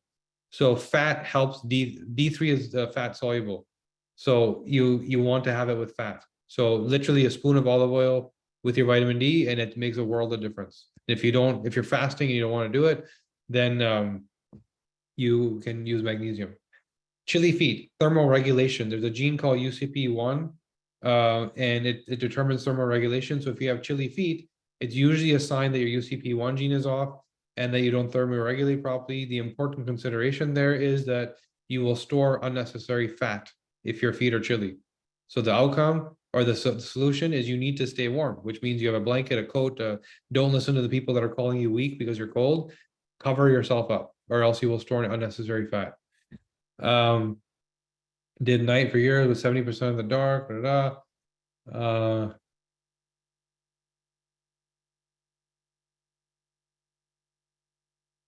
Yeah, so this is a challenge. So Cynthia, this is not a simple answer. This is where coaching is required.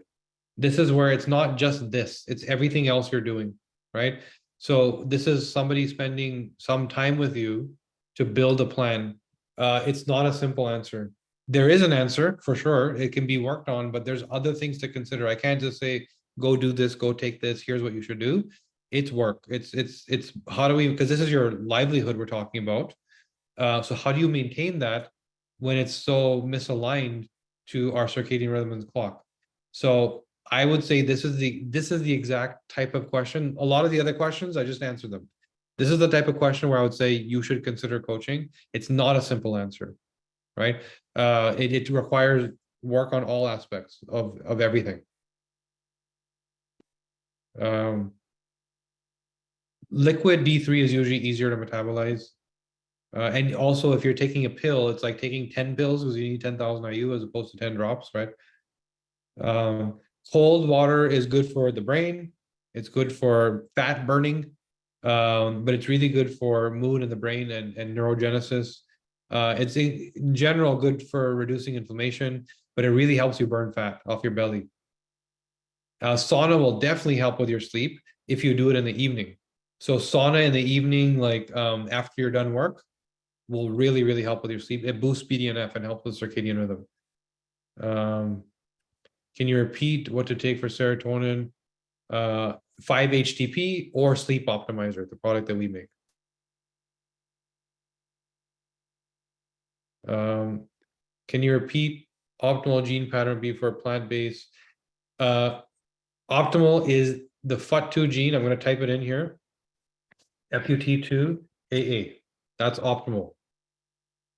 Can malabsorption be a genetic disposition, sorry. Is there a gene that measures tendency or chance for autoimmune? Yeah, so there's not a autoimmune gene. There's many reasons why you would get into autoimmunity. And that's what we're covering next week in the detox immunity call. And malabsorption, same thing. These are both the same thing. Innate cellular health. So if the cells are not thriving and healthy, it leads to both of these problems. And we're covering that on the next call. Are there natural paths or yeah, we have our own clinician. So again, Neil's email, you can connect with with Neil. And we do have our own team of clinicians that can do work for you. We have functional genomics practitioners that are fully trained. So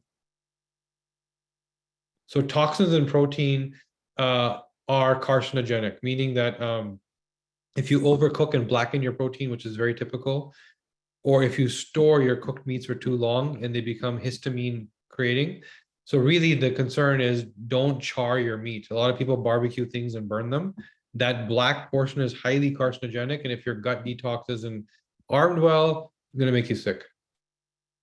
Suboptimal HLA is celiac. So we're saying the same thing. So HLA, it's an algorithm. It's not one gene. There's multiple genes we look at, and the algorithm then tells us how you're doing. So that sounds like that's correct, celiac. The zinc, somebody's saying that they have a gut intolerance to zinc. So you shouldn't. Some people do. And I would say you first need to work on your gut. You need to build up your gut lining. There's a product made by a company called Biooptimizers called Biome something, Biome something. I forgot the second word. It's the only product that has biome in the name. So you'll find it. And it will literally rebuild your gut wall. You might need a few months, but that's a clear sign that your gut is in a dysbiotic state and you need to heal it. So heal your gut. Again, going back to the terrain so that you can handle the zinc. You should be able to. MCM6 is lactose. So your ability to deal with lactose. These letters are not defined. These are locations on a gene. So the specific SNP we're looking at. So which report should I have? The content of the day. So for example, today we were talking about sleep and diet nutrition. So those ones. And next week, we're talking about the inflammation and immunity and cellular health sections. So as we're going along, I would have that open. So you'll see when you're invited, the subject matter of the day. It's in the email telling you what the subject matter is.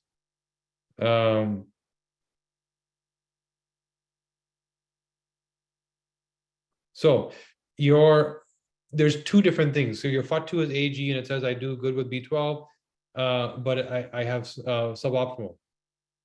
So your AG, you're in the middle, right? So you have one of the good version, one of the bad versions. Now depending which part of the report you're reading and the context, it may tell you either or. Ideally, I would just take it sublingual. If you're AG, you have one good version, one bad version, just take it sublingual. Zinc, if you're suboptimal, it's like another vitamin D. It helps with everything. We're talking about fighting cancer cells and preventing inflammation and maintaining cellular health.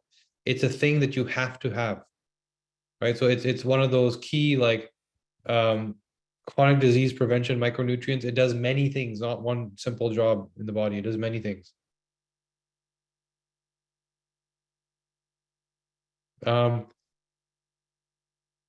Yeah, so don't pay attention to the letters, pay attention to the language.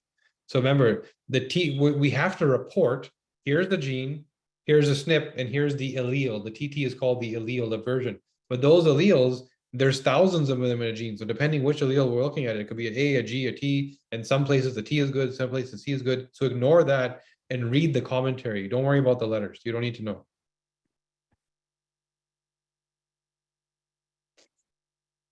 Elk is supposed to be once a week as well because it's red meat. So elk is definitely leaner than beef, right? I would say the concern there is a saturated fat if you're eating, beef, but goat is a really nutritious meat that's very lean, red meat. But lamb and beef are very fatty. So that call of eating it less, it has to do with saturated fats. Migraines, what we said is we're going to talk about that next week. It has to do with inflammation. And that's what we're talking about next week.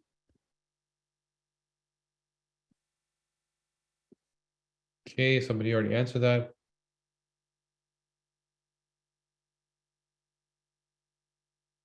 Why serum zinc would be very low, but intercellular would be excessively high. That to me is a sign of good cellular health, that you're able to have it bioavailable and delivered to the cell. So again, recommendations are based on today's context, right? So if you have high intracellular levels, to me, that's a sign of good cellular health. Sleep apnea, we don't really work on. That's more a clinical condition. What we can help is all of the functional aspects that make it better or worse, right? We can certainly help with that. And then maybe we can get you to a point where your body is sort of thriving and the apnea doesn't stand out as a problem, but we're not going to directly deal with the apnea itself. But we can definitely support the train and make you feeling better. So your full body PMF with visors and lights and everything, that's amazing. Yeah. Probably better than brain tap because you're getting it head to toe. Caffeine, there is a gene that determines how quickly you metabolize it. We test for it, but we don't report on it. There are many genes that we test for that we don't report on because they're not functional in nature. So they're more like infotainment type things where, so we can tell you what that is for yourself. Again, if you want to email us, we have the data, but we don't report on it because it's not a functional thing that, it's more of it's not clinical in nature. It's not proven to that degree. Let's just say that. Apollo Neuro, amazing. It does something different. Apollo Neuro sends frequency into you to adjust your mood. So it works a little bit differently. It's in the moment. Brain tap is more about healing, right? Apollo Neuro is like, I'm in a party right now and I don't want to have anxiety. So I'm going to press this thing and turn it on, right? So Apollo Neuro is in the moment. Brain tap and PMF are more like healing for long-term permanent outcome. EMF disruptor, Leela, Leela. It's a pendant that you wear. There's a product called Viva that you plug into your wall. Those are two good ones. Leela also makes a block that you can put in your home that adjusts the positive and negative ions. Histamine issues, we're going to talk about next week. That's the methylation and anti-inflammatory stuff. You have a hard time feeling full in the morning. Well, you can add fiber, right? I would also say your coffee can be, you can put butter or even eggs in your coffee. I've seen people put egg whites in their coffee and then whip it and it becomes a very frothy, thick, full, heavy. But really what gives you satiety is protein, right? So maybe you're just needing more protein. Again, without diving into your lifestyle and how you work out, and there's so many other factors, the easy go-to hack is protein. If you're fasting, of course, you're not eating. But if you're trying to get satiety, I would say just load up on protein. Best suggestion to get sleep to can stop thinking. So that spinning of the brain where I can't stop thinking is a BDNF issue. So what you can do is sauna in the evening or low intensity exercise like yoga, stretching, walking. The other thing is deep breathing exercises. Sit on the edge of your bed and 2 or 3 minutes of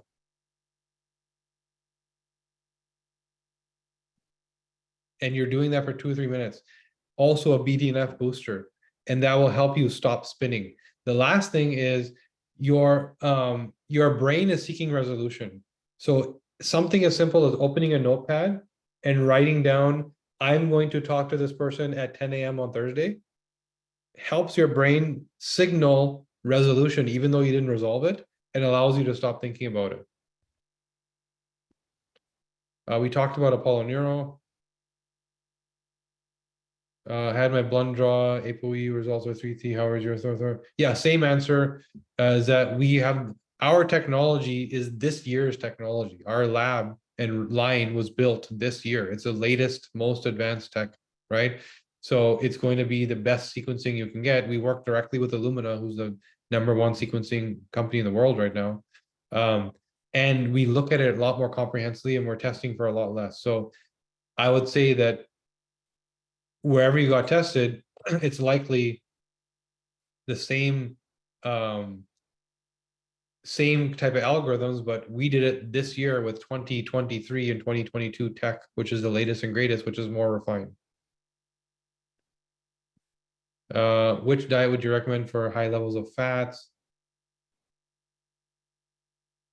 So I would say so this person needs to eat high levels of fats, moderate levels of carbs, and sensitivity to protein. So to toxins and proteins. So all that means is, first of all, how are you cooking your proteins? You're not grilling them, right? You're probably baking them or steaming them. You're avoiding frying and grilling. That's how you burn things. You don't want burnt food. So it's more like baking, right? Put it in the oven, leave it, come back when it's ready. And you also, grilling is probably the #1 threat. It's very easy to burn meat on a grill. You also are, if you're moderate level of starches, but you're good with fats, this is actually a good place to be. This is one of the least problematic profiles because you're dealing with fats well, you're dealing with starches okay. As long as you're reducing the fast carbs to less than a handful, it's not quite a fist, it's a little bit less than that. So you don't have a pile of rice on your plate, you have like half a handful, right? And just avoid the grilling. You don't want to burn the food. What if you dream or don't remember dreams or getting well? So I would get a sleep tracker. Somebody saying I don't dream, am I getting good quality sleep? Use a sleep tracker, because there are people that don't remember or experience their dreams, but when we measure and track, their quality is still good. However, for the most part, if you're not dreaming vividly, you're probably not getting good sleep quality, right? So I would get a tracker, an Oura ring likely, and then check, and then we know what to do about it. So if you fall asleep quickly, your BDNF is usually good, and that drives that circadian rhythm. But if you're falling asleep in like 5 minutes, that means you're just overtired. You waited too long and you're exhausting yourself. It should take about 15 minutes to fall asleep.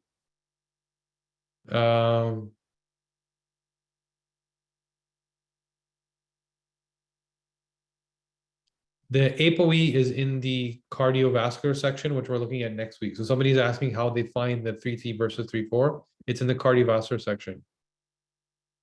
FUT2 is not about toxins, it's about enzymes, sorry. Migraines wake you up in the night. That's unusual. Typically they happen during the day. I would suggest checking what's in your home. This is another area where I would say clinical coaching support would be recommended, because this requires investigation. This is not a typical thing that I wake up in the night with migraines. That's not when migraines usually happen.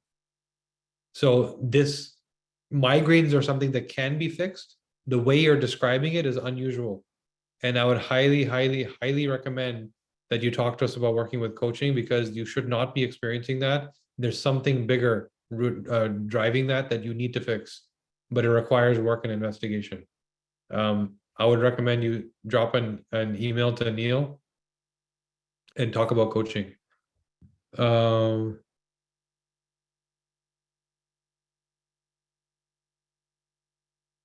So yeah, somebody has, they've had surgery and their gut has been reconstructed, let's just say that. And you have suboptimal gut microbiome results. So you really need to be supplementing is the key. Your food is not good enough. You know, it's not, you need those three things we talked about: the biome, gut repair maintenance, the from biooptimizers, the megaspore pre and probiotic from microbiome labs, and enzymes from probiotic from biooptimizers. You need that combo because this is more therapeutic. You know, you're beyond typical scenario. You need that stuff as maintenance. Pectosol, the question, what does it do? It chips away. So our cells develop these like fibrotic shells around them, which prevent them from absorbing nutrients over time. It's kind of like the sister to inflammation, the opposite of inflammation. So these are the two roots of disease. One is inflammation, one is fibrosis. So you develop this capsule. Pectosol breaks that down and then allows you to absorb the nutrients you're not absorbing. Oura Ring, yeah, definitely way lower than a watch. Tested, proven. It's not the same EMF as an Apple Watch. Sleep 8, I'm not familiar with. Oura Ring, we answered. REM sleep behavior disorder. No. So I would look at, so someone's asking what's relevant to their REM disorder. It's the serotonin pathway, but it's beyond that. This is again is a condition. You're no longer talking about a functional or chronic thing. This is a condition. This is another area where I would highly recommend you work with a coach. Email Neil and talk to them about coaching. This is a specific, these are the areas where you need more support. The report gives you the content, but you need work. And that's where, you know, I would highly recommend you do that. Oura Ring, okay, in terms of the EMF, yes. Within how many days of taking, should I immediately? I take Sleep Optimizer intermittently, and it works on the days that I use it. So it will work on the first day. The only reason it doesn't work is because you need more time. So if it does 30 minutes before going to sleep, if it didn't work, then try an hour, then an hour and a half. Some people need more time. That's the only reason it wouldn't work, but it should work on day one. Megaspore, by whom? I'm going to type it in here. It's called Microbiome Labs. Microbiome Labs. That's who makes it. I'm not familiar with Align. Oh, I think Align is that probiotic product. I would definitely, if it is what I'm thinking of, which is available typically in drugstores, it's nowhere near. So Megaspore, it's not just about what you're putting in, it's how it's delivered, right? So there's a lot of technology wrapped around how it's actually delivered into the gut. Some stuff goes into the gut, some stuff goes beyond the gut, into the gut tract. So very different level of product. It's not the same thing. Yes, you can take C and D at the same time. I take them at the same time. Fiber you suggested was sun fiber, psyllium, and I grind it. Yeah, I mean, if you're grinding it, I think you're okay. If you want to make it easier on yourself, sun fiber just works. It happens to work well. Clear miso soup. So miso, you have calories. I don't think so. I think you're still going to be breaking your fast. I would not do that. Too many calories. Red light help with sleep. Yeah, if you not like sleeping on it. So sleeping on a red light panel is more about getting mitochondrial repair during a time of sleep. It's not about helping your sleep. But if you use red light therapy, like a red light sauna, it will help boost BDNF to some degree, but a dry sauna, sorry, not a dry sauna, but a traditional sauna is much more potent in terms of sleep and BDNF. Mitochondria is more about, red light is more about mitochondria. So zinc is suboptimal. If you're suboptimal, it's about 15 milligram a day. If it's mid suboptimal, it's 10. Normal recommendation is 5 to 6. This says what report is Fatugene in the methylation, which is in the inflammation section.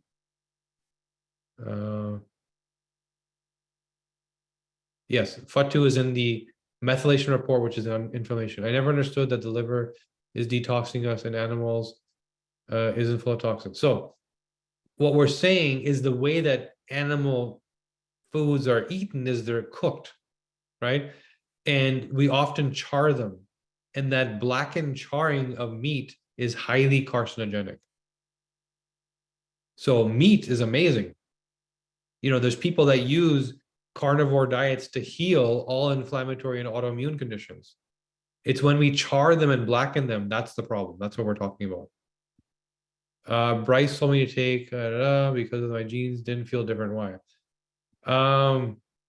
You're not necessarily going to feel different. What we're talking about is reducing inflammation, right? So first of all, to what degree were you suffering inflammation? That's the first question. And you're not going to feel alleviation of inflammation unless you were actually sick, like you were having arthritis or migraines or something like that. So when you say don't feel different, you're not going to feel like a wow factor. It's not caffeine, but it's going to reduce inflammation. We make a sublingual B12. It's on our store. Somebody's asking that. To look up the codes, we're making the legend because everyone keeps asking for it. Yeah, so what is your take on allowing some sun exposure without sunscreen? Yeah, I don't think anyone needs sunscreen.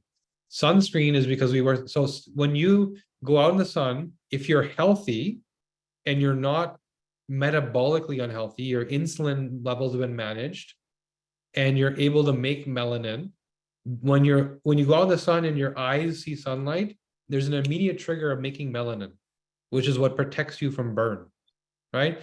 If you're wearing sunglasses and you're not getting that trigger, then you're not making melanin. If you're metabolically unhealthy, your body can't deal with the sun. It's already dealing with enough nonsense. So you have to be metabolically unhealthy and you have to expose your eyes to the sun, and you literally don't need sunscreen at that point.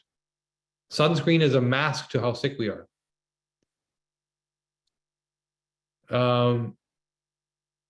Contact lenses, we're talking about sunlight. So yes, if you're wearing contact lenses, not a problem. We're just talking about dark shades preventing sunlight. That's the problem. These are not captions on this. If you don't understand, can you get captions on these? Oh, like closed captioning? I'm not even sure if we can do that because this is live. This is not recorded.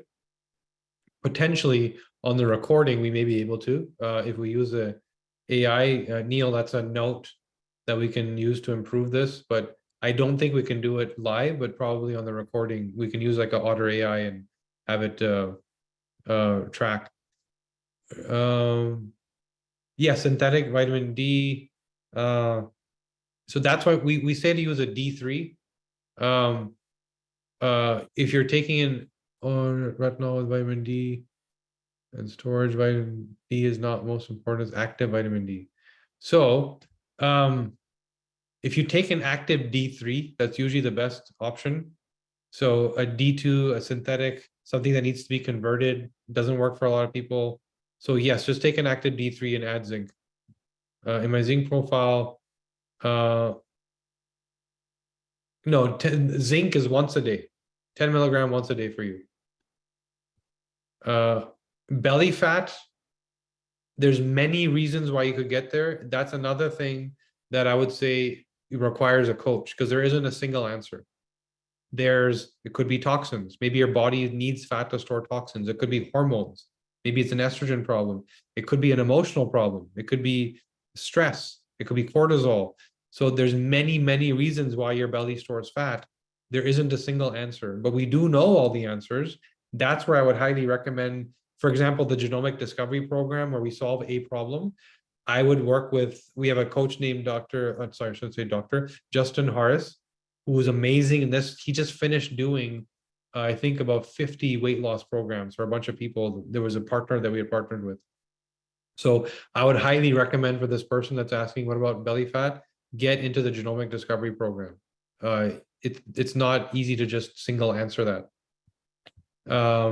Vitamin E. So vitamin E, really important. We have a product called Mitochondrial Optimizer, and we have a very specific version of it called tocotrienol, which is in that mitochondrial optimizer. And I would recommend using that.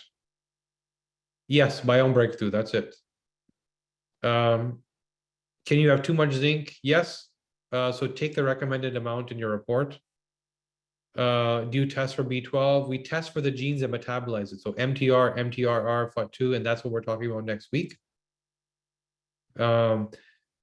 Zinc is once a day. Can you please type the name of the PEMF in your Q&A?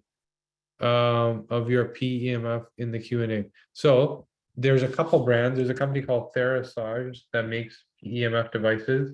There's also a doctor named Dr. William Pollock who makes his own. And let me think if there's any other good ones. Anyways, those are a couple good options, so I'll type them in.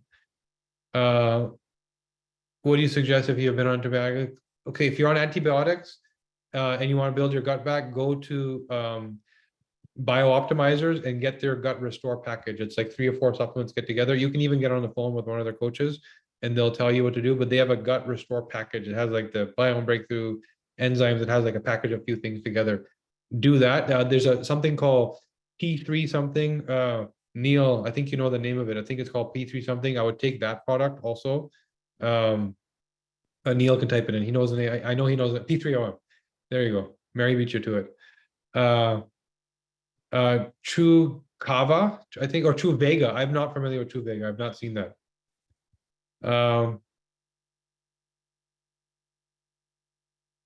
I'm not sure about eating sauna on a full stomach, whether that matters or not. I usually do it on an empty stomach. I guess if you're undergoing metabolic processes, you may not get the full benefit. So seems to make sense to me that you would go on an empty stomach. MCM6, the ideal. One second.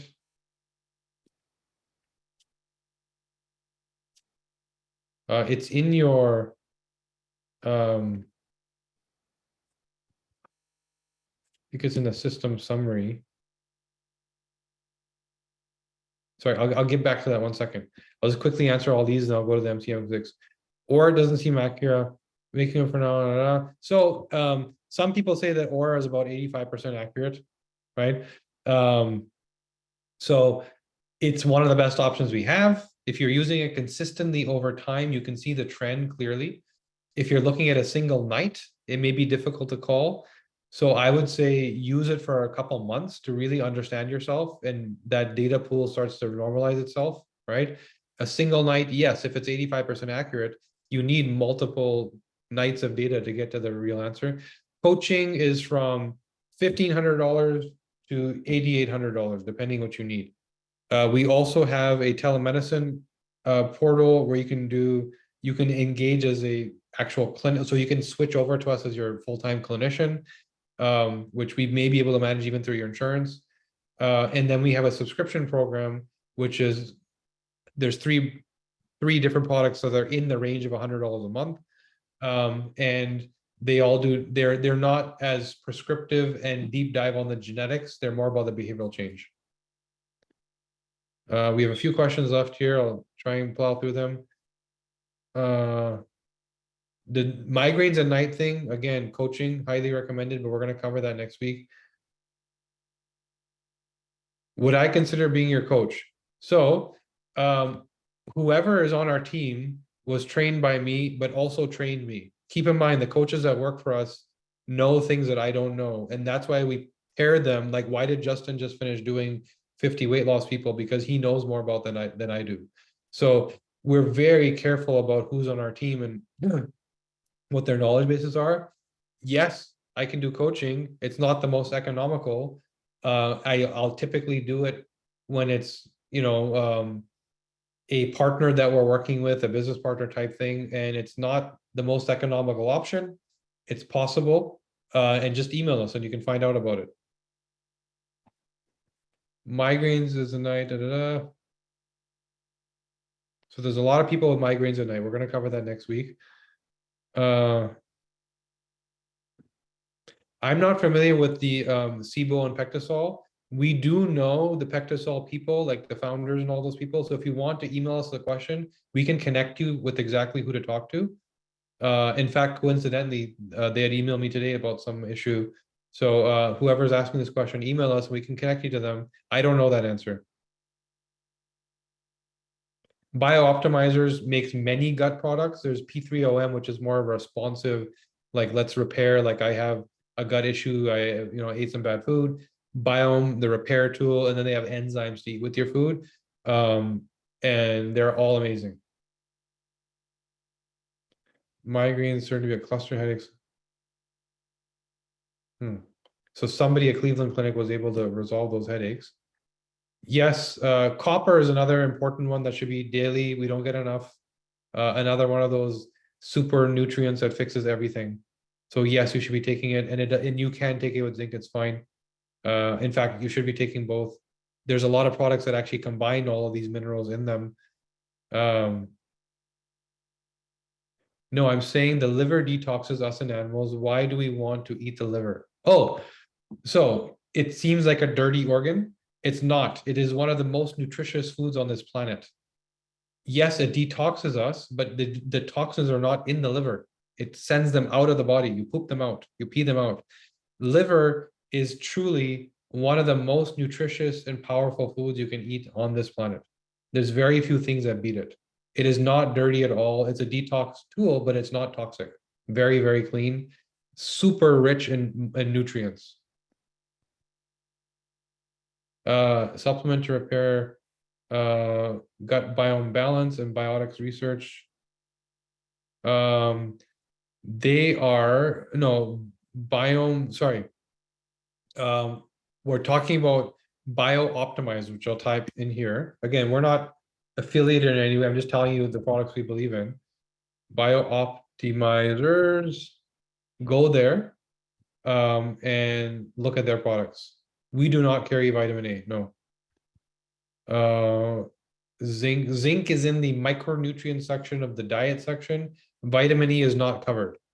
We look at vitamin E as a mitochondrial support product. So if your mitochondria is off, that's when we would recommend our product, Mitochondrial Optimizer, that has vitamin E in it. To purchase from Microbiome Labs, it may be a prescriptive functional medicine product. If that's the case, we can't answer that here. That's another place where I would say send us an email and we may have to order it for you if you can't order it direct. PGX, a good fiber supplement. I'm not familiar with that one. I'm sorry. Liver, beef, chicken. Yeah, so beef ideally. Beef, lamb, big animals, right? Chicken liver is great too. One red flag with pig, it's a very toxic animal. And this is a whole other conversation we have to have, but they're using mRNA vaccines in pigs right now, and they have been for a few years. And so I'm not sure what's happening with the genetics of pork, and I would stay away from it. I religiously don't eat pork, so it's not a bias, but it's more that there's mRNA vaccines being used in pork in most of the US. Very dangerous in terms of what is it doing to the genome. We don't know the answer to that yet, so I would stay away. Okay, so best MC-M6. One last thought. Sorry. I have it here.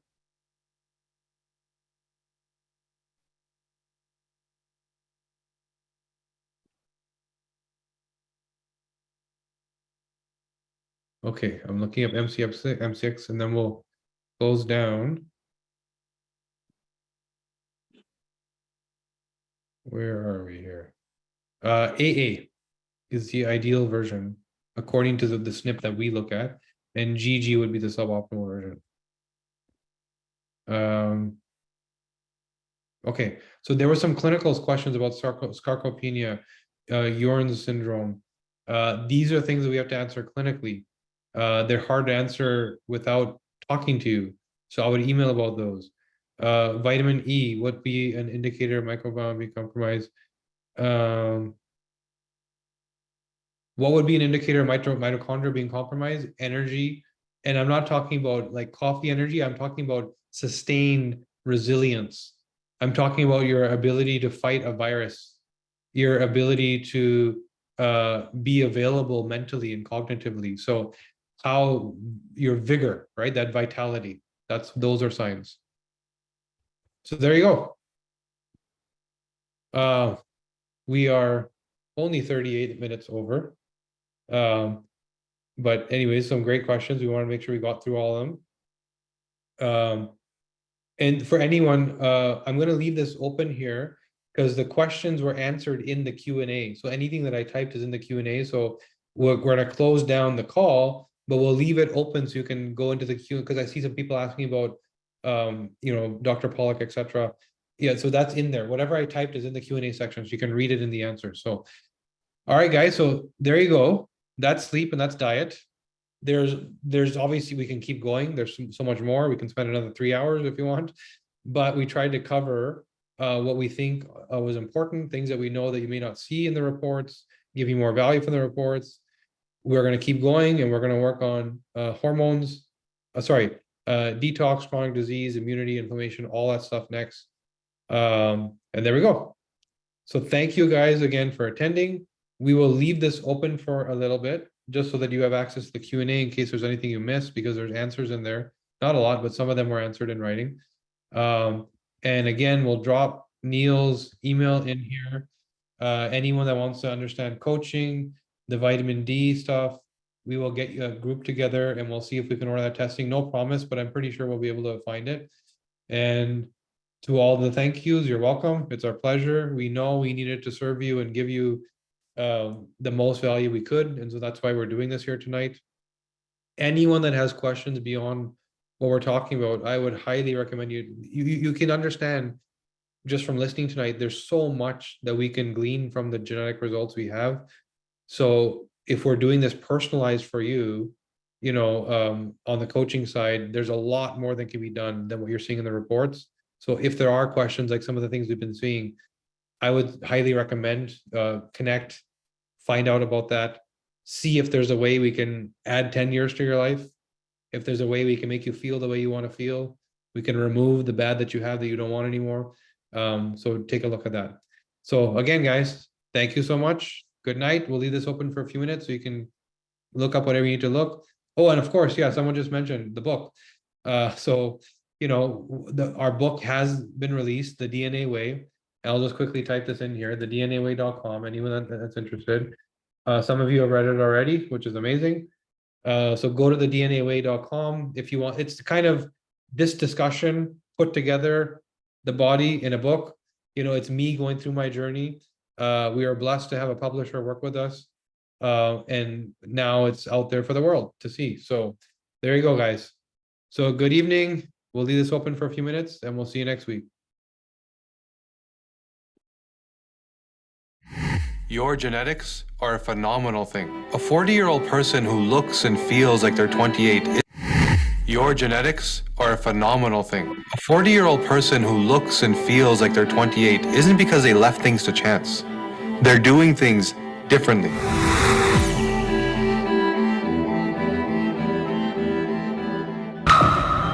Chronic disease, aging, poor performance. These are all the result of wrong choices. But how do you know what the right choices are for you? And what would be the